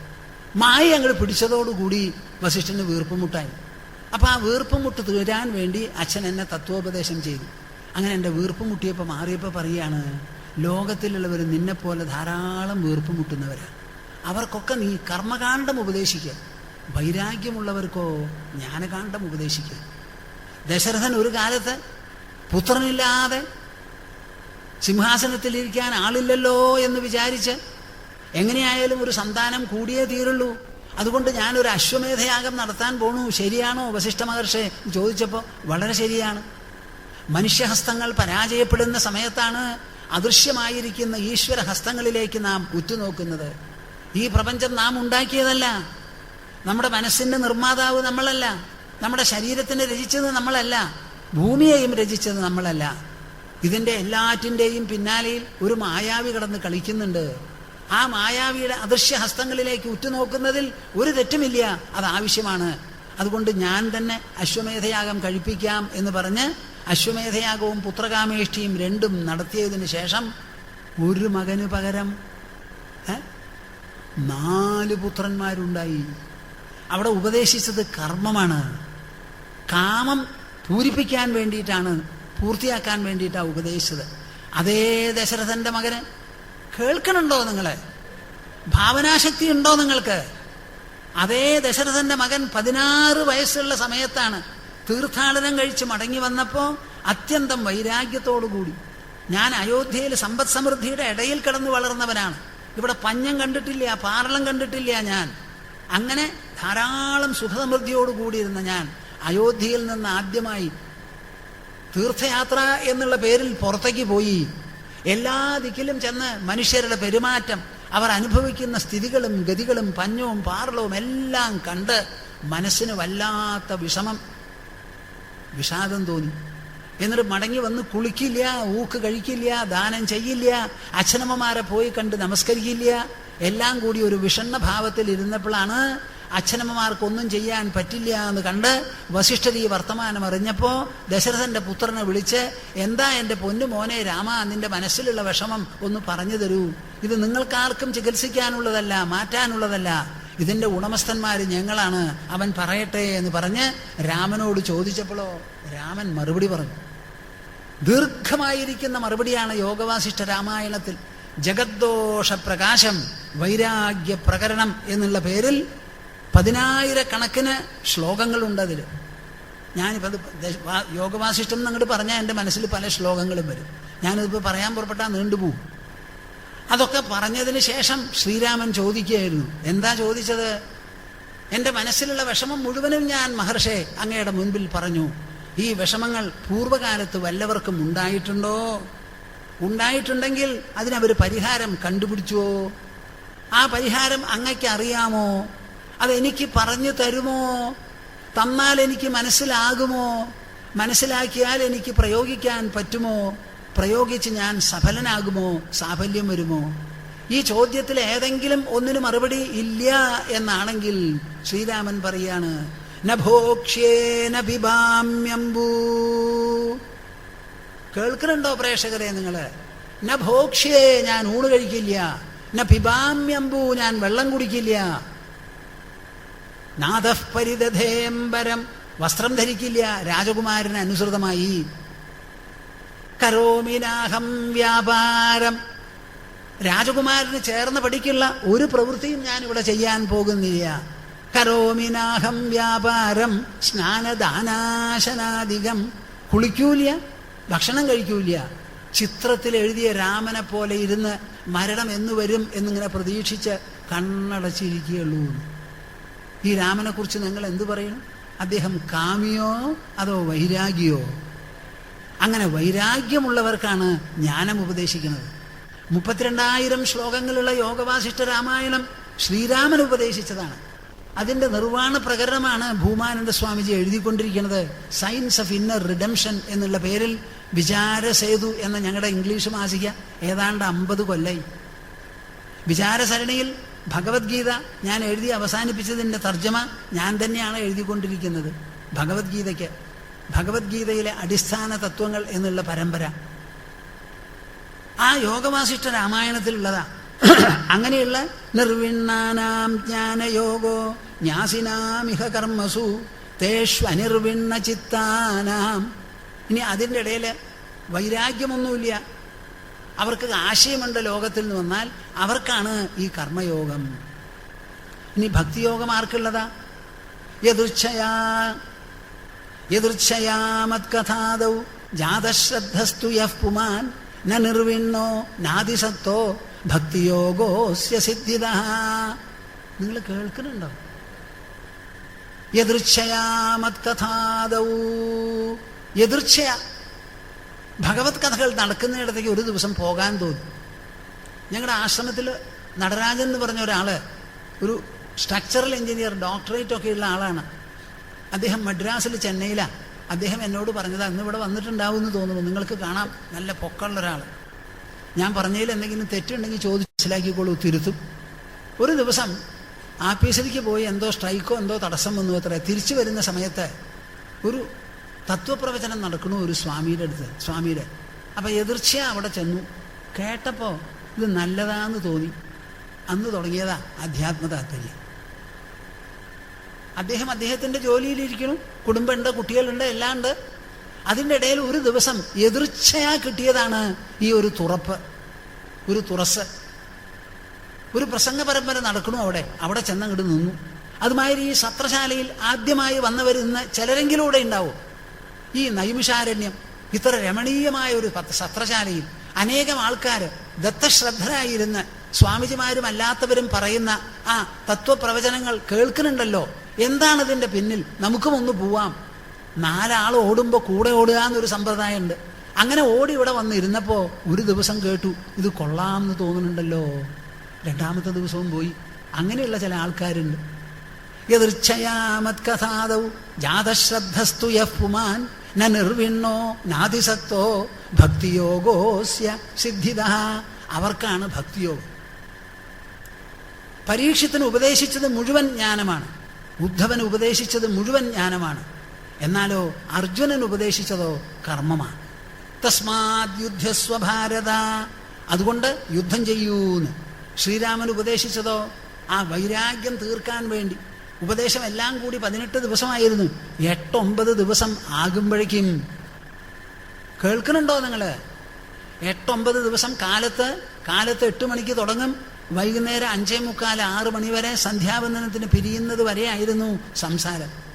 അങ്ങനെ ഒരു 8-9 ദിവസം കഴിയുമ്പോഴേക്കും ശ്രീരാമൻ കണ്ണടച്ച് സമാധിസ്ഥനായി. ശ്രീരാമൻ മാത്രമല്ല, ബാക്കി പലരും ശ്രീരാമനെ ഉദ്ദേശിച്ചാണ് സംസാരം നടന്നത് എന്നുണ്ടെങ്കിലും ആ രാജധാനിയിലുള്ള മന്ത്രിപ്രവരന്മാരും പൗരമുഖ്യന്മാരും രാജ്യമാരും ദശരഥ ചക്രവർത്തിയും എല്ലാവരും അവരുടെ കൂടെ ഉണ്ടായിരുന്നു. അവരിൽ ശ്രീരാമൻ കണ്ണടച്ചു. ബാക്കി പലരും അതേമാതിരി കണ്ണടച്ചു, നിശ്ചേതനന്മാരായി. അപ്പൊ വസിഷ്ഠർ സംസാരം നിർത്തി. കേൾക്കുന്നുണ്ടോ നിങ്ങൾ? സംസാരം നിർത്തി. കുറെ കഴിഞ്ഞ് അവർ കണ്ണു തുറന്നപ്പോഴാണ് സംസാരം തുടർന്നത്. നോക്കൂ ആ പ്രവക്താവിന്റെ മഹിമ, ആ പ്രവചനത്തിന്റെ സദ്യഫലം എത്രയുണ്ടെന്ന് നിങ്ങളൊന്ന് ആലോചിക്കൂ. വിശേഷപ്പെട്ട ഫലം. ആ പ്രവക്താവ് എങ്ങോട്ട് നിങ്ങളെ നയിക്കാൻ ഉദ്ദേശിക്കുന്നുണ്ടോ അവിടേക്ക് കൊണ്ടങ്ങോട്ട് കെട്ടാൻ പറ്റും. ഞാനിവിടെ നിങ്ങളെ കൊണ്ട് ആവശ്യപ്പെടുന്നത് എന്താ? സർവ്വ ആൾക്കാർക്കും ഈ തത്വപ്രവചനത്തിൽ ശ്രദ്ധയുണ്ടാവണം, ഭക്തി ഉണ്ടാവണം, അതിൽ മനസ്സിന് വ്യഗ്രത വേണം. അതിൽ നിന്ന് അവർക്ക് പെട്ടെന്ന് ഒരനുഭവവും ഒരു ഉൾവലിവും ഒരു ഉള്ളുണർവും അവർക്കുണ്ടാവണം. ആ ആത്മാഹ്ലാദം, ആ ഉള്ളാഴം, ഉൾമികവ്, ഉൾനിറവ്, ഉൾപൂർണത, ഇതിൻ്റെയൊക്കെ ഒരു ആസ്വാദനം, ഒരു അനുഭവം നമ്മുടെ ശ്രോതാക്കൾക്ക്, പ്രേക്ഷകർക്ക് ഉണ്ടാവണം, ഉണ്ടാക്കണം എന്ന് പറഞ്ഞിട്ടാണ് ഈ പ്രവക്താവ് നിങ്ങളോട് സംസാരിക്കുന്നത്. നമുക്ക് ശ്രീമദ് ഭാഗവതം ഒരു ഈശ്വരകഥാകഥനമല്ല. നമുക്ക് ശ്രീമദ് ഭാഗവതം ഒരു തത്വകഥനമാണ്.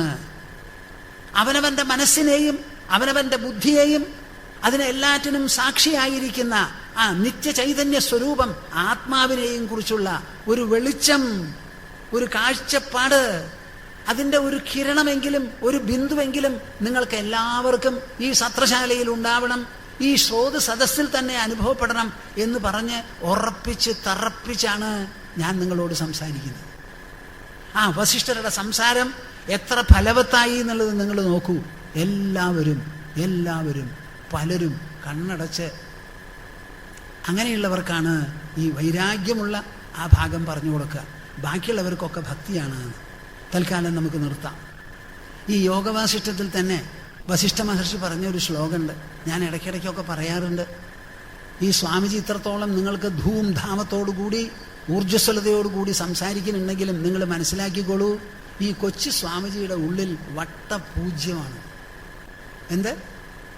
വട്ടപൂജ്യം. കർത്തവ്യമസ്തി ന മമേഹന കിഞ്ചിദേവ സ്ഥാതവ്യമിത്യതിമനാഃ ഭുവി സംസ്ഥിതോസ്മി സംശാന്തയാ സതതസുപ്തധിയൈവ വൃത്യാ കാര്യം കരോമി നച കിഞ്ചിദഹം കരോമി കാര്യം കരോമി നച കിഞ്ചിദഹം കരോമി. ഞാൻ എല്ലാ കാര്യവും ചെയ്യുന്നുണ്ട്, പക്ഷേ ഒന്നും ചെയ്യുന്നില്ല. വസിഷ്ഠർ പറയുക, ഇതാണ് ഈ സ്വാമിജിയുടെ നില. ശാന്തസ്വഭാവമജരാത്മകമേക സത്യം സംവിത്പദം നിരുപമം കലനാവിഹീനം അന്തർബഹിശ്ച ബഹുധാ വ്യവഹാര്യമാണം തദ്ദൈവമേവ മമ സർവം അഹം തദേവ. ഹരിഹി ഹരിഹി. എല്ലാവരും ഓ